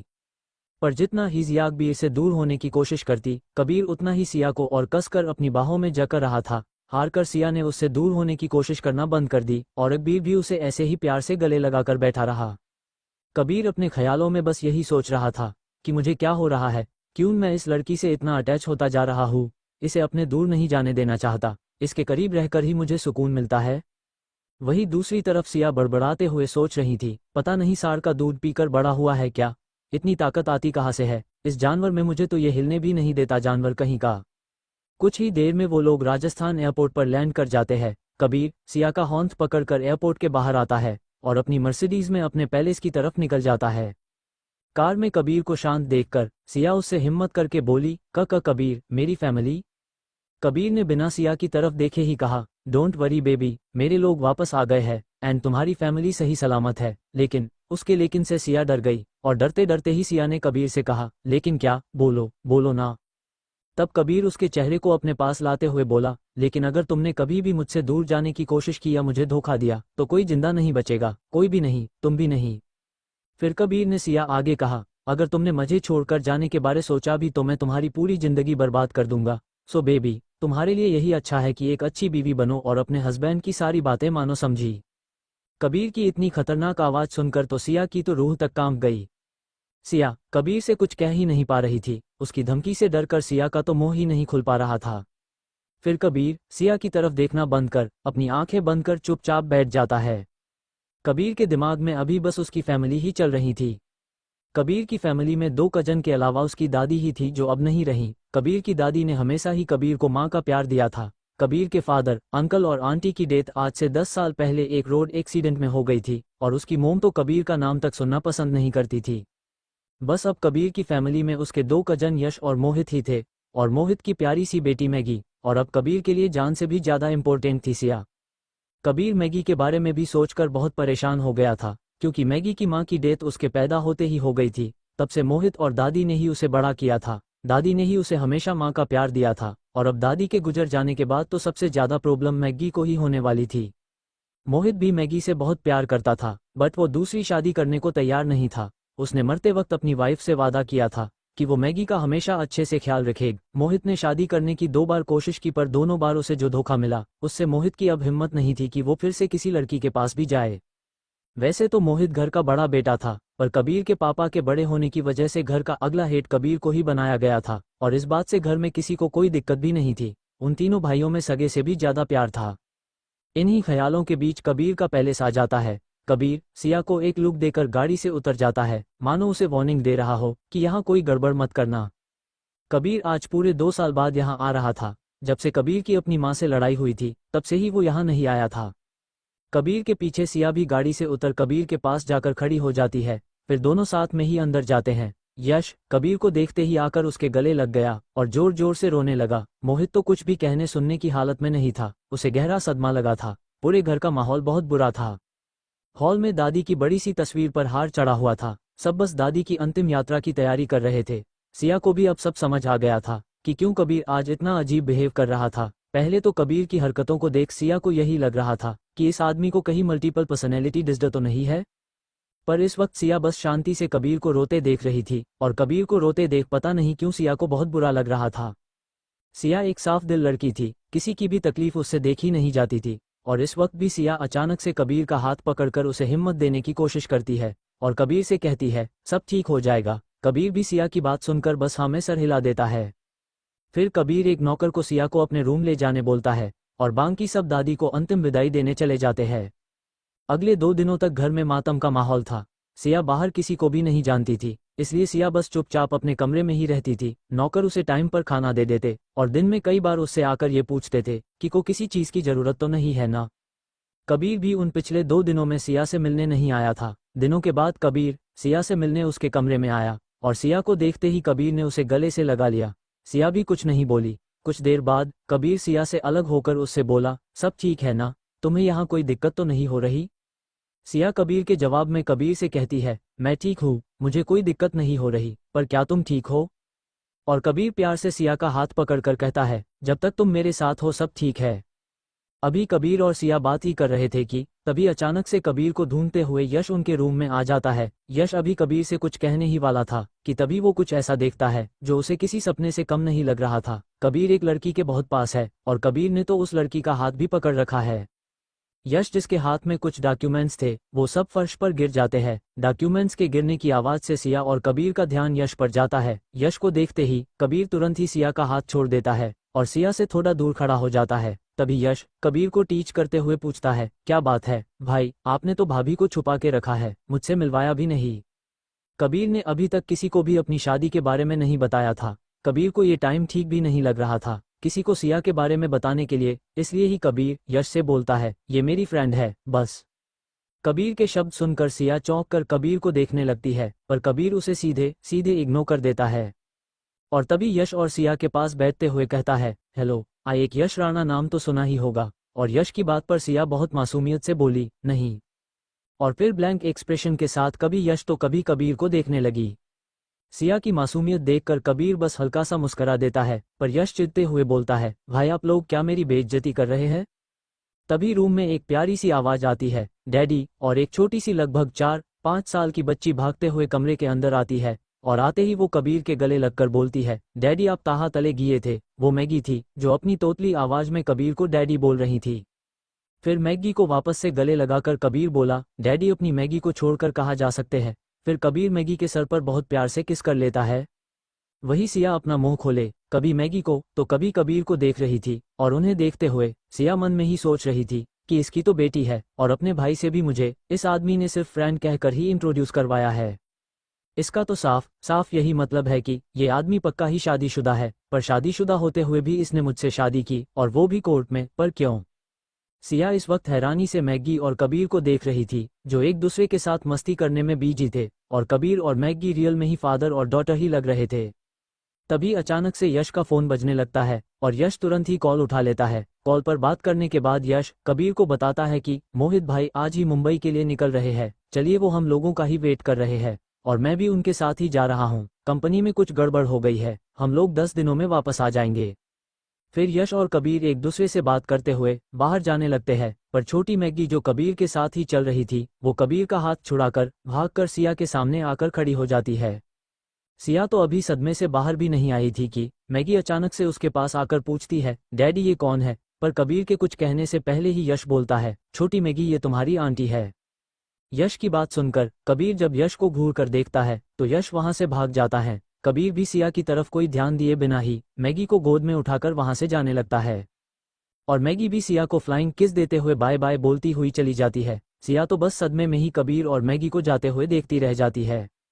जहां एक तरफ सिया सदमे में थी, वहीं दूसरी तरफ कबीर को बहुत मजा आ रहा था सिया को ऐसे परेशान करने में। कबीर ये बात अच्छे से जान रहा था कि सिया उसके बारे में उल्टा पुल्टा ही सोच रही होगी, पर सिया को सच बताने का कबीर का कोई इरादा नहीं था। दूसरी तरफ सिया अब बहुत ज्यादा परेशान हो चुकी थी, सब कुछ सोच सोच कर। फिर सिया खुद में ही बड़बड़ाते हुए कहती है, धोखेबाज जानवर कहीं का, मेरी पूरी लाइफ खराब कर दी इसने, राक्षस कहीं का। पर इस वक्त वो कर भी क्या सकती थी, इसलिए ही परेशान होकर सिया सोने चली जाती है। सिया अभी भी बड़बड़ाती ही जा रही थी। सिया मत सोच, जो होना होगा होकर ही रहेगा। फिर कबीर को ढेर सारी गालियां देती हुई सिया सो जाती है। पैलेस के बाहर मोहित मैगी को हक करते हुए कबीर से कहता है, भाई ध्यान रखना इसका। और कबीर मैगी को अपनी गोद में उठाते हुए कहता है, डोंट वरी भाई, मैगी के डैडी मैगी का ध्यान अच्छे से रखेंगे। मैगी भी कूदकर कबीर के गोदी में आ जाती और बोलती है, मैगी अब बली हो गई है। फिर मोहित की तरफ अपने हाथ वैप करते हुए मैगी आगे बोलती है, बाय बाय पापा, मैगी डैडी की टेक केयर कर लेगी। और मैगी की प्यारी बातें सुनकर सभी हंसने लगे। अगले दिन जब सिया सोकर उठती है तो कबीर को अपने सामने बैठा पाती है, जो पता नहीं कब से बैठकर सिया को ही ताड़ रहा था। कबीर को देखते ही सिया तुरंत ही बेड पर उठकर बैठ जाती है, और जब कबीर सिया के पास आता है तो सिया पीछे हट जाती है, पर कबीर उसे खींचकर अपने गले लगा लेता है। फिर सिया के होठों पर एक लाइट किस करके कबीर कहता है, good morning baby. Siya Kabir से काफी नाराज थी। सिया कबीर से दूर हो जाती है और कुछ भी नहीं बोलती, बस अपना मुंह फुलाए हुए वही खड़ी रहती है। सिया को ऐसे मुंह फुलाए खड़ा देख कबीर को बहुत तेज हंसी आ रही थी, पर अपनी हंसी को कंट्रोल करते हुए कबीर सिया से कहता है, बेबी चलो जल्दी से रेडी होकर नीचे आ जाओ, आज हम नाश्ता साथ में करेंगे। पर कबीर की बात सुनने के बाद भी सिया अपनी जगह से हिलती भी नहीं है। सिया को वैसे ही अपनी जगह पर बैठे देख कबीर बोलता है, क्या हुआ, खुद नहाने नहीं जाना है तो मैं उठा कर ले जा सकता हूँ, मुझे इसमें कोई प्रॉब्लम नहीं है। और कबीर की बात सुनकर तो सिया जैसे सिर पर पैर रखकर बाथरूम में भाग जाती है और बड़बड़ाते हुए कहती है, बेशर्म कहीं का। कबीर बस उसे ऐसे भाग कर जाते हुए देखकर हंस देता और नीचे चला जाता है। थोड़ी ही देर में सिया भी रेडी होकर नीचे आ जाती है। नीचे आकर सिया देखती है कि कबीर और मैगी डाइनिंग टेबल पर बैठकर उसका ही वेट कर रहे थे। और सिया को देखते ही मैगी कबीर से बोलती हैं, डैडी आंटी आ गई। छोटी मैगी की बात सुनकर कबीर भी सिया को देखता है और सिया को अपने बगल वाली चेयर पर बैठने का इशारा करता है, पर सिया कबीर को इग्नोर करके मैगी के बगल में जाकर बैठ जाती है। सिया की इस हरकत पर कबीर बस उसे एक लुक देता है पर कुछ कहता नहीं है। फिर सब अपना नाश्ता करने में लग जाते हैं। मैगी को उसकी केयर टेकर खाना खिलाने की कोशिश करती है, पर मैगी उससे खाना नहीं खा रही थी। तभी सिया केयर टेकर को इतना परेशान देखकर बोलती है, दीजिए मैं मैगी को खाना खिला देती हूँ। सिया की बात सुनकर केयर टेकर एक बार कबीर की तरफ देखती है, पर कबीर को कोई ऑब्जेक्शन न करता देख केयर टेकर खुशी से मैगी के खाने की प्लेट सिया को दे देती है। फिर सिया मैगी को अपनी गोद में बैठाकर बड़े प्यार से स्टोरी सुनते हुए खाना खिलाने लगती है। मैगी भी ध्यान से सिया की स्टोरी सुनते हुए बिना कोई नाटक किए खाना खा लेती है। सब लोग मैगी की खाली प्लेट देखकर दंग हो जाते हैं, क्योंकि दादी के जाने के बाद पहली बार मैगी ने आज पेट भरकर खाना खाया था, वरना मैगी हमेशा दादी के ही हाथों से खाने की जिद करती थी और कभी पूरा खाना नहीं खाती थी। कबीर भी बड़े प्यार से सिया को ही देख रहा था। तभी कबीर का फोन बजता है तो कबीर बात करते हुए बाहर चला जाता है। सिया और मैगी भी अपना खाना खत्म करके हॉल में ही खेलने लग जाते हैं और ढेर सारी बातें करने लगते हैं। तभी सिया मैगी से पूछती है, मैगी बेटा आपकी मम्मी कहाँ है? जिस पर मैगी बड़ी मासूमियत से कहती है, मम्मी स्टार बन गई है, वो भी सबसे बड़ा वाला। तभी मैगी की केयर टेकर सिया को बताती है कि मैगी की मम्मी की डेथ उसके बर्थ के टाइम पर ही हो गई थी। मैगी को तो मोहित सर और माँ दादी ने मिलकर बड़ा किया है। और उसकी बात सुनकर सिया कंफ्यूज्ड हो जाती है और उस केयर टेकर से पूछती है, मोहित कौन है? और केयर टेकर सिया को हैरानी से देखते हुए बोलती है, मैगी के पापा। और उस केयर टेकर की बात सुनकर सिया उससे पूछती है, क्या मैगी कबीर की बेटी नहीं है? और वो केयर टेकर हंसते हुए बोलती है, कबीर साहब की तो अभी तक शादी भी नहीं हुई है, बच्चा कहाँ से होगा? तभी कबीर भी अंदर आ जाता है और आकर हॉल में ही सिया और मैगी के पास बैठकर अपने लैपटॉप में कुछ काम करने लगता है। साथ ही बीच बीच में सिया और मैगी को खेलते हुए भी देखते रहता है। मैगी सिया के साथ बहुत खुशी से खेल रही थी। खेलते खेलते ही अचानक से मैगी सिया के गाल पर किस करते हुए कहती है, आंटी क्या आप मेरी मम्मा बनेगी? फिर हम रोज ऐसे ही खेलेंगे। मैगी की बात सुनकर कबीर सिया से पहले मैगी से कहता है, बेटा वो ऑलरेडी आपकी मम्मा है, आप रोज उनके साथ खेल सकती है। और कबीर की बात सुनकर मैगी बहुत खुश हो जाती है और खुशी से चिल्लाते हुए सिया को गले लगाकर किस करने लगती है और सिया भी प्यार से मैगी को किस करके गले लगा लेती है।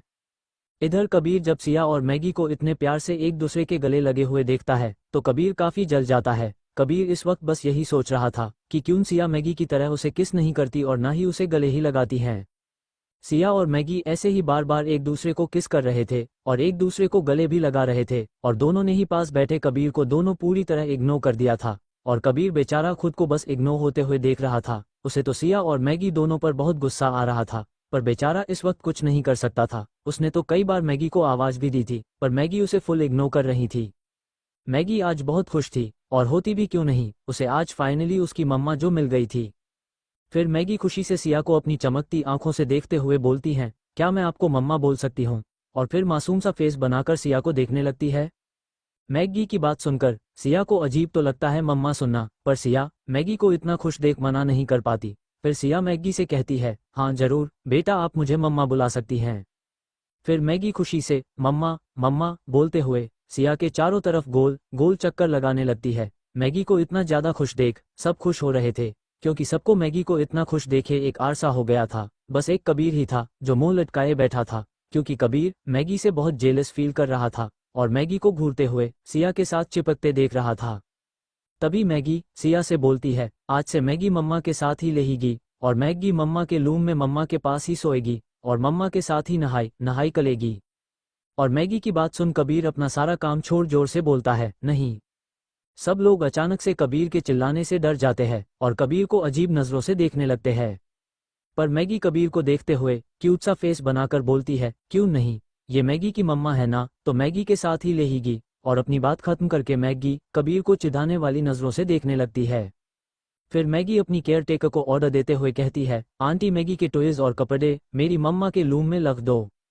कबीर और मैगी एक दूसरे को खा जाने वाली नजरों से घूर रहे थे और बेचारी केयर टेकर कंफ्यूज खड़ी कभी मैगी तो कभी कबीर को देख रही थी। उसे समझ नहीं आ रहा था कि वो मैगी का सामान सिया के रूम में रखे या नहीं। तभी कबीर का फोन बजता है और कबीर सिया को वार्निंग वाली नजरों से देखते हुए फोन पर बात करते हुए बाहर चला जाता है। कबीर सिया को ऐसे लुक देकर बाहर गया था जैसे कबीर आंखों से ही सिया को कह रहा हो कि मेरे अलावा किसी के साथ सोने की सोचना भी मत।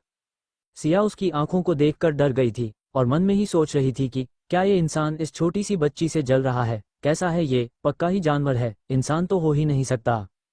पर फिर जल्दी ही सिया सब भूलकर मैगी के साथ खेलने में बिजी हो जाती है।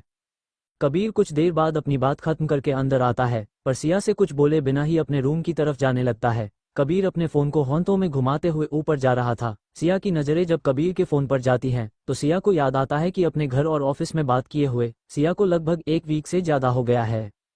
इसलिए ही सिया केयर टेकर को मैगी का ख्याल रखने को बोल कबीर के पीछे जाने लगती है। सिया जब कबीर के पीछे पीछे कबीर के कमरे के बाहर आती है तो देखती है कि कबीर के कमरे का गेट थोड़ा सा खुला हुआ था, इसलिए सिया बिना नॉक किए ही अंदर चली जाती है और कबीर को आवाज देने ही वाली होती है कि इससे पहले ही सिया देखती है कि कमरे के अंदर कबीर अपनी शर्ट खोले हुए था और कबर्ड में कुछ ढूंढ रहा था। सिया जब उसे ऐसे बिना शर्ट के देखती है तो फटाक से उल्टे पैर वापस जाने लगती है। सिया कबीर से उसका फोन मांगने के लिए ऊपर उसके कमरे में आती है और कबीर के कमरे का गेट आधा खुला होने के कारण सिया बिना नॉक किए ही कमरे के अंदर आ जाती है। पर तभी सिया देखती है कि कबीर बिना शर्ट के कबर्ड में कुछ ढूंढ रहा था और कबीर को ऐसे देखकर सिया तुरंत ही वहां से जाने के लिए पलट जाती है। पर सिया की बुरी किस्मत की सिया के पलटते ही कबीर की नज़र भी उस पर पड़ जाती है और सिया को वहां देखकर कबीर की आंखों में चमक आ जाती है और कबीर का शैतानी ऑरा भी वापस आ जाता है। और कबीर अपनी रौबदार आवाज में सिया को बोलता है, तुम कहाँ जा रही हो, वापस आओ यहाँ। अब तो सिया को तो मानो काटो तो खून नहीं। वो पलटकर कबीर की तरफ देखती है और बड़बड़ाते हुए खुद में ही कहती है, क्या जरूरत थी इस जानवर के कमरे में आने की, इससे अच्छा तो बाहर ही वेट कर लेती। फिर सिया पलटकर धीरे धीरे कबीर के पास आने लगती है। कबीर उसे इतना धीरे धीरे चलते देखता है तो खुद ही सिया की तरफ बढ़कर जल्दी से उसे अपनी बाहों में भर लेता है। कबीर की पकड़ सिया पर इतनी टाइट थी कि सिया को लग रहा था कि कबीर उसे ऐसे ही दबाकर उसका भरता ही बना देगा और इसी वजह से सिया कबीर की पकड़ से छूटने के लिए कसमसाने लगती है।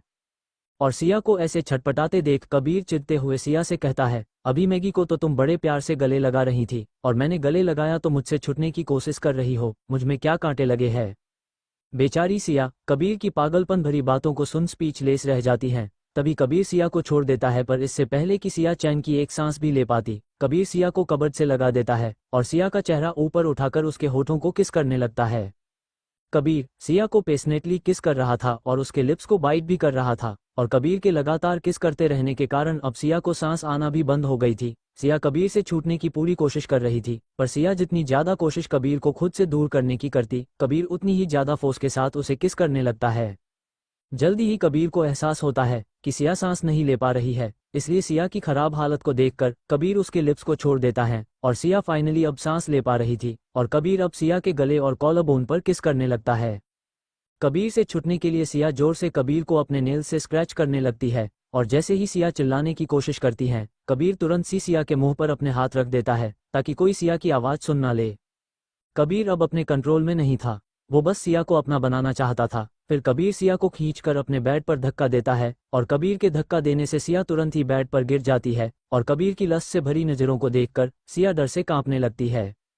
कबीर जल्दी से सिया के ऊपर आ जाता है और उसके होंठों को टाइटली पकड़ लेता है। अब सिया पूरी तरह से कबीर के कंट्रोल में थी। सिया के पतले पतले दोनों हाथ कबीर के एक ही हाथ में समा जाते हैं और कबीर का दूसरा हाथ सिया के टॉप के अंदर ऊपर से नीचे चलने लगता है।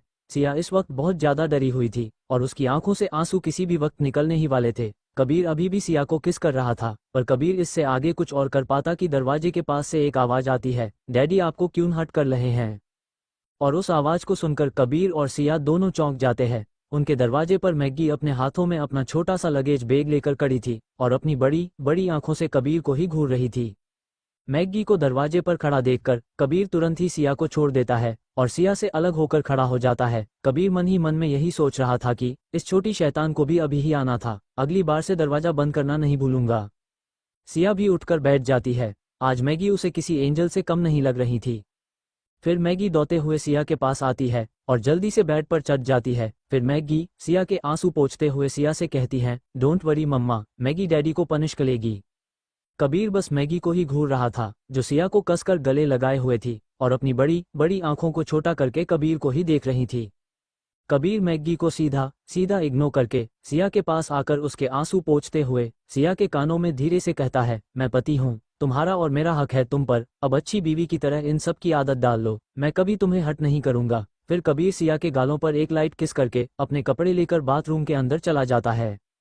सिया को तो उसकी बातें सुनकर और ज्यादा रोना आने लगा, पर सिया मैगी के सामने रोना नहीं चाहती थी क्योंकि मैगी अभी बहुत छोटी थी और इन सब बातों का उस पर गलत असर पड़ सकता था। सिया मैगी से कहती है, बेटा आपकी मम्मा बिल्कुल ठीक है और डैडी उन्हें बिल्कुल भी हर्ट नहीं कर रहे थे, पर मैगी सिया की बात सुनने को तैयार ही नहीं थी। मैगी सिया से कहती है, मैगी ने देखा पापा मम्मा को हर्ट कर रहे थे। फिर मैगी अपने दोनों हाथों को अपने कमर पर रखकर सिया से बोलती है, मैगी डैडी को पनिश करेगी। फिर मैगी बेड से उतरकर कमरे से बाहर भागते हुए सिया से कहती है, मेला वेट करो मम्मा, मैगी अपनी स्टिक ले कल अभी आ रही है। सिया अभी भी बेड पर ही बैठी थी और अपने ही ख्यालों में कहीं गुम थी। तभी कबीर रेडी होकर बाहर आता है और सिया को अभी भी अपने रूम में देखकर वो हैरान हो जाता है। कबीर समझ रहा था कि जरूर ही सिया को उससे कोई काम होगा, वरना ये लड़की तो उससे कोसों दूर रहना ही पसंद करती थी। दूसरी तरफ सिया उसे देख हड़बड़ा जाती है। फिर कबीर सिया से पूछता है, क्या कोई बात है, पर सिया अभी भी चुप थी। कबीर फिर कहता है, कुछ काम है, पर सिया पहले की ही तरह कुछ नहीं बोलती। कबीर अब इरिटेट होते हुए सिया से कहता है, कुछ बोलो भी, कुछ चाहिए तुम्हें या बस मुझे घूरने ही आई थी। और कबीर की इस बात को सुनकर सिया हकलाते हुए बोलती है, वो फोन चाहिए था, मुझे अपने घर पर बात किए हुए बहुत दिन हो गए हैं, मम्मी पापा टेंशन में हो गए, प्लीज समझो। सिया की बात सुनकर कबीर टेढ़ी स्माइल करते हुए कहता है, हाँ जरूर, मैं अभी तुम्हारे लिए फ़ोन मंगवा देता हूँ। और कबीर की ये बात सुनकर सिया बहुत खुश हो जाती है और सिया के चेहरे पर एक बड़ी सी स्माइल आ जाती है। तभी कबीर फिर से कहता है, मैं तुम्हारे लिए फ़ोन तो मंगवा दूंगा, पर तुम्हें उसकी कीमत चुकानी होगी। और कबीर की बात सुनकर सिया रोनी सी सूरत बनाकर उसे देखते हुए बोलती है, मेरे पास पैसे नहीं हैं। पैसे ये शब्द सुनकर कबीर का तो मन कर रहा था कि वो अपना सर ही फोड़ ले। साथ ही कबीर ये भी सोच रहा था कि क्या कभी ये लड़की रोमांटिक हो भी सकती है। पर कबीर आगे सिया को कुछ समझाता उससे पहले ही सिया बोलती है, लेकिन मैं आपके लिए खाना बना सकती हूँ, और उम्मीद भरी नजरों से कबीर को ही देखने लगती है। कबीर सिया की इनोसेंस देखकर पिघल जाता है और सिया से कहता है, क्या तुम्हें पता भी है मैं क्या खाना पसंद करूंगा। सिया ना में अपना सर हिला देती है तो कबीर सिया को सेरकास्टिक सी स्माइल देते हुए बोलता है, मैं तुम्हें खाना पसंद करूंगा। और सिया कबीर को घूरते हुए सोचने लगती है, कितना ठरकी है ये जानवर, इसके अलावा और कुछ सोच नहीं सकता है क्या। और कबीर जैसे सिया की मन की बात समझ जाता है, इसलिए ही सिया को गले लगाते हुए बोलता है, मेरी जान जब तुम इतनी हॉट एंड स्पाइसी हो तो मैं कुछ और खाने के बारे में कैसे सोच सकता हूँ। कबीर फिर सिया को छोड़ते हुए बोलता है, चलो बाय, मैं ऑफिस जा रहा हूँ और तुम्हारा फ़ोन मैं आते वक्त लेते हुए आऊँगा। सिया कबीर को बस हूँ बोलती है। फिर कबीर बाहर जाते हुए दरवाजे पर ही रुककर सिया को बोलता है, बेबी मेरा गुड बाय किस। और कबीर की बात सुनकर सिया अपनी ही जगह पर जमी खड़ी रहती है। तो कबीर आगे बोलता है, ओके, लगता है अब फ़ोन नहीं चाहिए। तब सिया फटाक से बोलती है, नहीं मुझे चाहिए। कबीर नो बोलकर जाने लगता है तो सिया दौड़कर कबीर का हाथ पकड़ लेती है और अपने एंकल पर खड़े हो कबीर के गालों पर किस करके नीचे भाग जाती है। सिया ने ये सब इतनी जल्दी किया था कि कबीर को कोई रिएक्शन देने का टाइम ही नहीं मिला था। और सिया वहां इतनी तेज भागी थी जैसे उसके पीछे कोई भूत पड़ा हो। तभी कबीर को फील होता है जैसे कोई उसके पीछे खड़ा है और कबीर पलट कर देखता है तो ये मैग्गी थी जो अपने हाथों में एक प्रिंसेस स्टिक लेकर खड़ी थी और कबीर को गुस्से से देख रही थी। फिर मैग्गी कबीर को बोलती है, डैडी मैग्गी आपचे एंग्री है। कबीर भी उससे बहुत नाराज था, इसलिए वो मैग्गी को इग्नोर करके पलटकर वहां से जाने लगता है। तो मैग्गी बोलती है, डैडी वी आर एनिमी, हमारी दोस्ती खत्म और मम्मा ओनली मैग्गी की है। मैग्गी की बात सुनकर कबीर भी बच्चों की तरह मैग्गी से बोलता है, yes we are enemy now, let's see कौन जीतता है। फिर वो दोनों एक दूसरे को खतरनाक लुक देते हुए अपोजिट डायरेक्शन में चले जाते हैं। कबीर के जाने के बाद सिया और मैग्गी पूरा दिन मस्ती करते हैं। सिया मैग्गी को ढेर सारी स्टोरीज सुनाती है। दोनों फिर मैग्गी के फेवरेट कार्टून्स भी देखते हैं और शाम में सिया मैग्गी के साथ ही खाना बनाने किचन में चली जाती है क्योंकि मैग्गी उससे दूर ही नहीं होना चाहती थी। सिया को किचन में देख बटलर सिया से बोलता है, मेम साहब में है ना, मैं बनाता है ना खाना, आप आराम करो। तब सिया जिद करते हुए उस बटलर से कबीर की पसंद पूछती है और फिर बटलर की हेल्प से सिया ने कबीर और मैग्गी की पसंद की 4-5 डिश बना लेती है। मैग्गी पूरा टाइम सिया के साथ ही उसके आगे पीछे घूमते रहती है। खाना बनाने के बाद सिया मैग्गी को केयर टेकर के पास छोड़कर नहाने चली जाती है। सिया पूरा दिन खेलते खेलते थक गई थी, वो बस अब नहाकर खाना खाकर सोना चाहती थी। सिया के जाने के बाद ही कबीर भी घर आ आता है। मैग्गी हॉल में कबीर को देखते ही मुंह बना लेती है। कबीर सिया के बारे में केयर टेकर से पूछता है तो मैग्गी कबीर से बोलती है, मम्मा अभी बात का कल रही है और मम्मा टायर्ड भी है तो मम्मा को परेशान करने मत जाना। मैग्गी एक ही दिन में सिया के काफी क्लोज आ गई थी। कबीर मैग्गी को सिया के लिए इतना पोसेसिव होते हुए देखता है तो काफी जेलस फील करने लगता है और मन में ही सोचता है, एक ही दिन में पता नहीं क्या जादू कर दिया है। सिया ने इस बिगड़ शैतान पर बस मम्मा मम्मा की ही रट लगाए बैठी है। मैग्गी कबीर से नाराज थी पर कबीर उसे इग्नोर कर ऊपर चला जाता है। मैग्गी जाते हुए कबीर को देखती रहती है कि कहीं वो सिया के रूम में तो नहीं जा रहा है और कबीर को सिया के ही रूम में जाते देख मैग्गी दौड़कर ऊपर जाने लगती है पर केयर टेकर मैग्गी को ऊपर जाने से उसे रोक देती है। वही जब कबीर सिया के रूम के अंदर जाता है तो रूम लॉक था, इसलिए कबीर मास्टर की से गेट ओपन कर अंदर चला जाता है और अंदर का नज़ारा देखकर कबीर चौंक जाता है।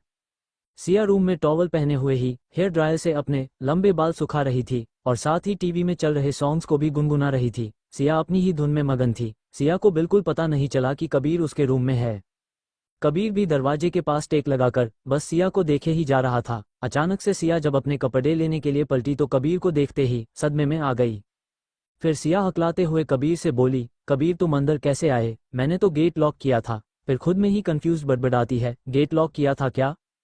कबीर को सिया का कंफ्यूज्ड फेस बहुत प्यारा लग रहा था, इसलिए वो सिया को छेड़ते हुए अपने चेहरे पर सीरियस एक्सप्रेशन के साथ बोलता है, गेट खोलकर तुम ये सब क्या कर रही थी, मेरी जगह कोई और तुम्हें ऐसे देख लेता तो।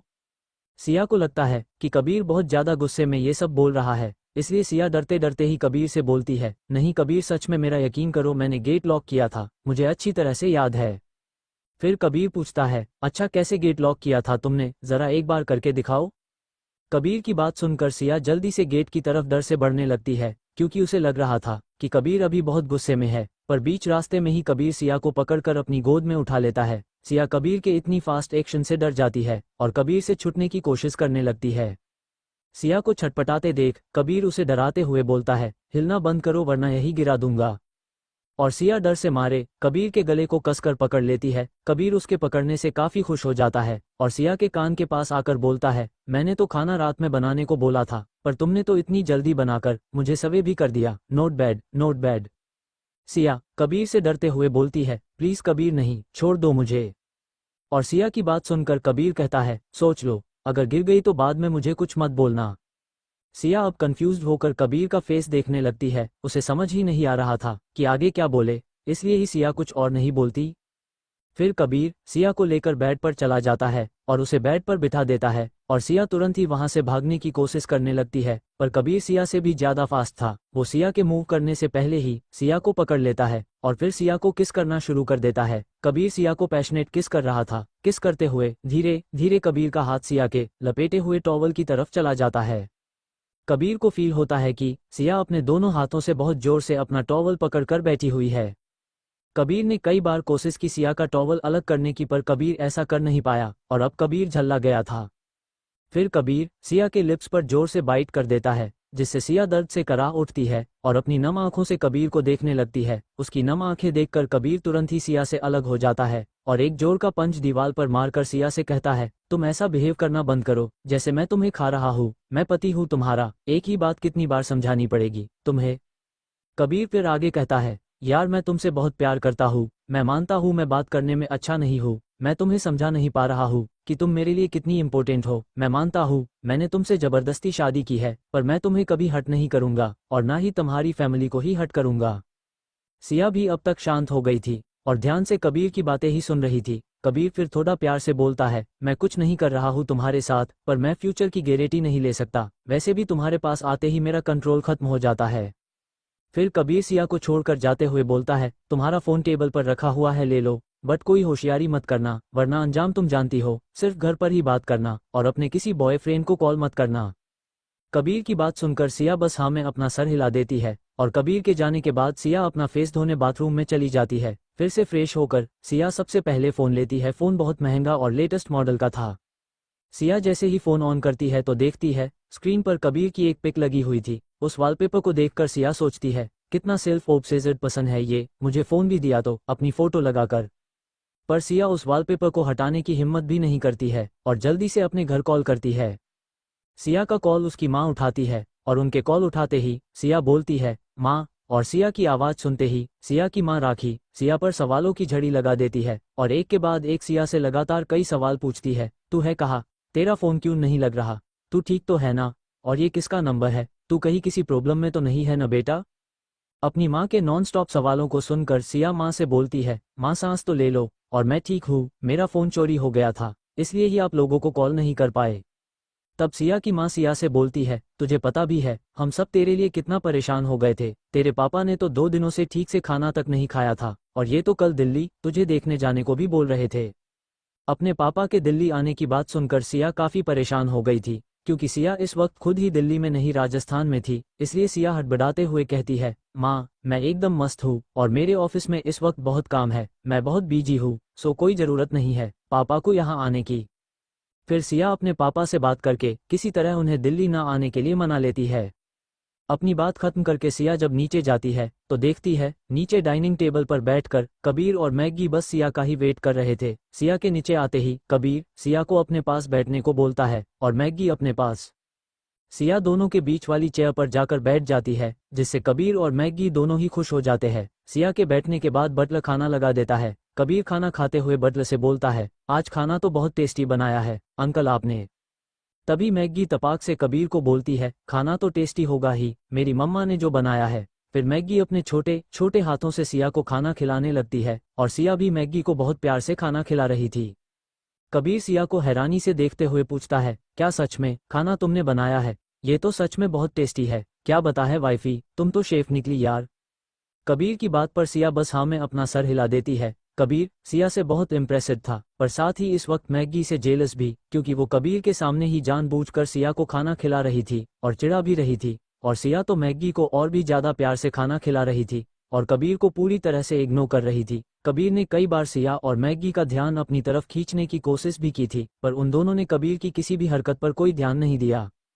मैगी और सिया के इस तरह से इग्नोर करने के कारण कबीर बुरी तरह से चिढ़ गया और मन ही मन सिया को देखते हुए सोचने लगा, मुझे इग्नोर कर रही हो, देखो मैं तुमको कैसे सबक सिखाता हूँ। ये सोचते हुए कबीर के चेहरे पर एक सेरकास्टिक सी स्माइल आ जाती है और खाना खाने के बाद कबीर सेरकास्टिक तरीके से सिया से कहता है, बेबी जल्दी आना, मैं वेट करूंगा तुम्हारा। सिया तो उसकी बात सुन खाना ही बंद कर देती है और रोनी सी सूरत बनाकर कबीर को देखने लगती है, पर कबीर उसे इग्नोर करके मुस्कुराते हुए अपने रूम की तरफ चला जाता है। कबीर को सिया को परेशान करने में बहुत मजा आ रहा था। कबीर जैसे ही अपने रूम आता है तो उसका फोन बजने लगता है। फोन कबीर के सेक्रेटरी ऋषि का था। कबीर के कॉल उठाते ही ऋषि उसे बताता है कि सर, हमारी राइवल कंपनी ने अपनी हरकतें बंद नहीं की है। हमें मिलने वाले न्यू प्रोजेक्ट को उन लोगों ने धोखे से हड़प लिया है। सर, मुझे शक है कि हमारी कंपनी के अंदर उन लोगों ने कुछ स्पाई भी लगाए हुए हैं। कबीर ने इस प्रोजेक्ट के लिए बहुत मेहनत की थी। इस न्यूज़ को सुनकर तो कबीर का खून ही खौल जाता है। फिर कबीर चिल्लाते हुए ऋषि से कहता है, मेरे एब्सेशंस में तुम लोग 4 दिन भी कंपनी को ढंग से हैंडल नहीं कर सकते हो। सैलरी किस बात की लेते हो? सबके सब यूजलेस हो। कबीर की बात सुनकर ऋषि उसे सफाई देने की कोशिश करता है और कहता है, सर ऐसा नहीं है। हम लोगों ने उस प्रोजेक्ट को काफ़ी सावधानी से हैंडल किया था, पर फिर भी हम सक्सेसफुल नहीं हो पाए। तो कबीर उसे बोलता है, जस्ट शट अप, फालतू के बहाने मत बनाओ। मैं आ रहा हूँ, मैं खुद ही सब हैंडल कर लूंगा। और अपनी बात खत्म करके कबीर ऋषि का कॉल काट देता है। और बेचारा ऋषि कबीर की फटकार सुनकर रुआसा सा होकर अपने फ़ोन को देखने लगता है। फिर कबीर फ्रेश होकर अपने स्टडी रूम में कुछ काम करने चला जाता है। वो अपने एक आदमी को कॉल करके बोलता है, कंपनी में कुछ गड़बड़ हो गई है। जो भी गड़बड़ है उसे फौरन ठीक करो, मुझे कल तक सब ठीक चाहिए। और कबीर को इतना गुस्से में बात करता सुन दूसरी तरफ से वो आदमी बस यस सर बोल कॉल काट देता है और जल्दी से अपने काम में लग जाता है। उस आदमी को ऑर्डर देकर कबीर फिर अपने काम में बिजी हो जाता है। दूसरी तरफ सिया भी अपना खाना खत्म कर चुकी थी और बहुत हिम्मत करके सिया कबीर के रूम में जाने का डिसीजन लेती है। सिया जब कबीर के रूम में जाती है तो देखती है कबीर रूम में नहीं था। कबीर को रूम में ना देखकर सिया एक चैन की सांस लेती है और फिर सिया बैठकर वही कबीर का वेट करने लगती है, पर घंटों बाद भी कबीर वापस नहीं आता।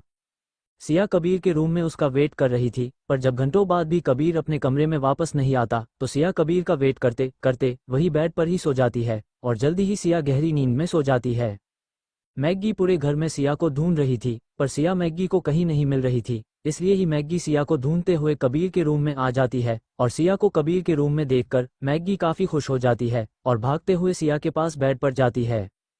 पर सिया को इतनी गहरी नींद में देख मैग्गी बेड पर चढ़ जाती है और सिया जो अजीब तरह से सो रही थी उसे मैग्गी ब्लैंकेट से कवर कर देती है और बेड पर सिया के पास ही लेटकर अपने टैब में गेम खेलने लगती है। और बीच बीच में मैग्गी सिया को प्यार भरी नज़रों से सोता हुआ भी देख रही थी।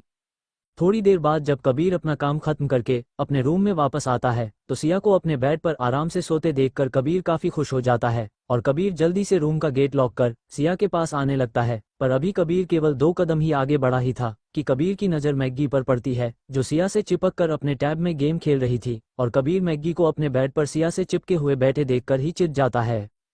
पर अभी कबीर मैग्गी पर चिल्लाने ही वाला होता है कि मैग्गी की भी नज़र कबीर पर चली जाती है और मैग्गी अपने मुंह पर उंगली रखकर कबीर को चुप रहने का इशारा करती है और गुस्से भरी नज़रों से कबीर को देखने लगती है। फिर मैग्गी धीरे से उठते हुए कबीर के जस्ट सामने बेड पर खड़ी हो जाती है और फुसफुसाते हुए कबीर से कहती है, डैडी आप कितने स्टूपिड हो, मम्मा छो रही है, हल्ला मत करो और आप जाओ मेरे रूम में जाके छो जाओ। और मैग्गी की बात सुनकर कबीर चिढ़कर मैग्गी से कहता है, ये मेरा रूम है और मैं यही सोऊंगा, तुम अपने रूम में जाओ, चलो निकलो यहाँ से। और मैग्गी की ही तरह गुस्से में मैग्गी को घूरने लगता है। और कबीर की बात सुनकर मैग्गी अपने दोनों हाथ अपने कमर पर रखकर कबीर से बोलती है, मैग्गी की मम्मा यहाँ है और मैग्गी अपनी मम्मा के पास ही सोएगी, तो आप निकलो यहाँ से। मैग्गी की बकवास सुनकर कबीर से अब अपना गुस्सा बर्दाश्त नहीं हो रहा था, इसलिए उसने फिर मैग्गी का टॉप पकड़कर उसे एक ही हाथ से उठा लेता है और फिर कबीर मैग्गी को अपने रूम से बाहर ले जाता है और मैग्गी को उसके रूम में ले जाकर मैग्गी को उसके रूम में ही लॉक करके उसकी केयर टेकर को उसका ध्यान रखने को बोल देता है और अपने कमरे में वापस सिया के पास चला जाता है। दूसरी तरफ मैग्गी जोर जोर से अपने रूम का दरवाजा पीट रही थी, पर कबीर ने उसका दरवाजा नहीं खोला। फिर मैग्गी चिल्लाते हुए कबीर से कहती है, बुरे डैडी, मैग्गी पापा को बता देगी कि आप बहुत बुरे हो, आपने मुझे मम्मा के साथ सोने नहीं दिया, मैं सबको बता दूंगी। पर कबीर उसे इग्नोर करते हुए अपने रूम में आ जाता है और सिया को देखकर कबीर को सुकून मिल रहा था। सिया बहुत आराम से सो रही थी, इसलिए ही कबीर उसे नहीं उठाता और सिया के पास ही बेड पर लेट जाता है। सिया बहुत गहरी नींद में सो रही थी, कबीर उसे ठीक से बेड पर लिटा देता है ताकि सिया और ज्यादा आराम से सो सके। सिया सोते हुए ही गहरी नींद में कबीर के हाथ को पकड़ लेती है और फिर कबीर भी सिया को गले लगाकर आराम से सो जाता है। आधी रात को जब सिया की नींद टूटती है तो सिया देखती है कि कबीर उसे पकड़कर आराम से सोया है। सोते वक्त कबीर बहुत मासूम लग रहा था, पर सिया बहुत अच्छे से जानती थी कि इस मासूम चेहरे के पीछे एक जानवर छुपा हुआ है। कबीर को अपने इतने पास देखकर सिया डर तो जाती है, पर फिर भी सिया हिलने तक की हिम्मत भी नहीं करती है। सिया को डर था कि अगर कबीर उठ गया तो पता नहीं उसके साथ क्या करेगा, इसलिए ही सिया भी फिर से सो जाती है। जहां एक तरफ कबीर और सिया आराम से सो रहे थे, वहीं दूसरी तरफ छोटी मैग्गी ने अपना पूरा रूम बर्बाद कर दिया था। मैग्गी ने पूरे कमरे के सारे सामान को, अपने सारे टॉयज को, सारे कपड़ों को इधर उधर फेंक दिया था और साथ ही मैग्गी जोर जोर से चिल्ला रही थी कि डैडी बहुत बुरे हैं, डैडी बुरे हैं, आई हेट डैडी। फिर मैग्गी जब चिल्ला कर थक गई तो मैग्गी ने रोते हुए अपने पापा मोहित को कॉल किया। मोहित अपने काम में बहुत बिजी रहता था, फिर भी मोहित ने मैग्गी का कॉल रिसीव कर लिया। मोहित के कॉल उठाते ही मैग्गी रोते हुए मोहित को बोलती है, पापा डैडी बहुत बुरे हैं, डैडी ने मैग्गी को मम्मा के पास छोने भी नहीं दिया और डैडी ने मैग्गी को अपने रूम से भी निकाल दिया और मैग्गी को मैग्गी के रूम में ही लॉक भी कर दिया। मैग्गी ये सारी बातें रो कर मोहित को बता रही थी, इसलिए ही मोहित को मैग्गी की कोई बात ठीक से समझ तो नहीं आ रही थी, पर जितना मोहित ने सुना था उस हिसाब से मोहित मैग्गी की बात पर रिप्लाई करते हुए बोला, मैग्गी जब पापा वहां आएंगे तो पापा और मैग्गी डैडी की खूब पिटाई करेंगे, ओके।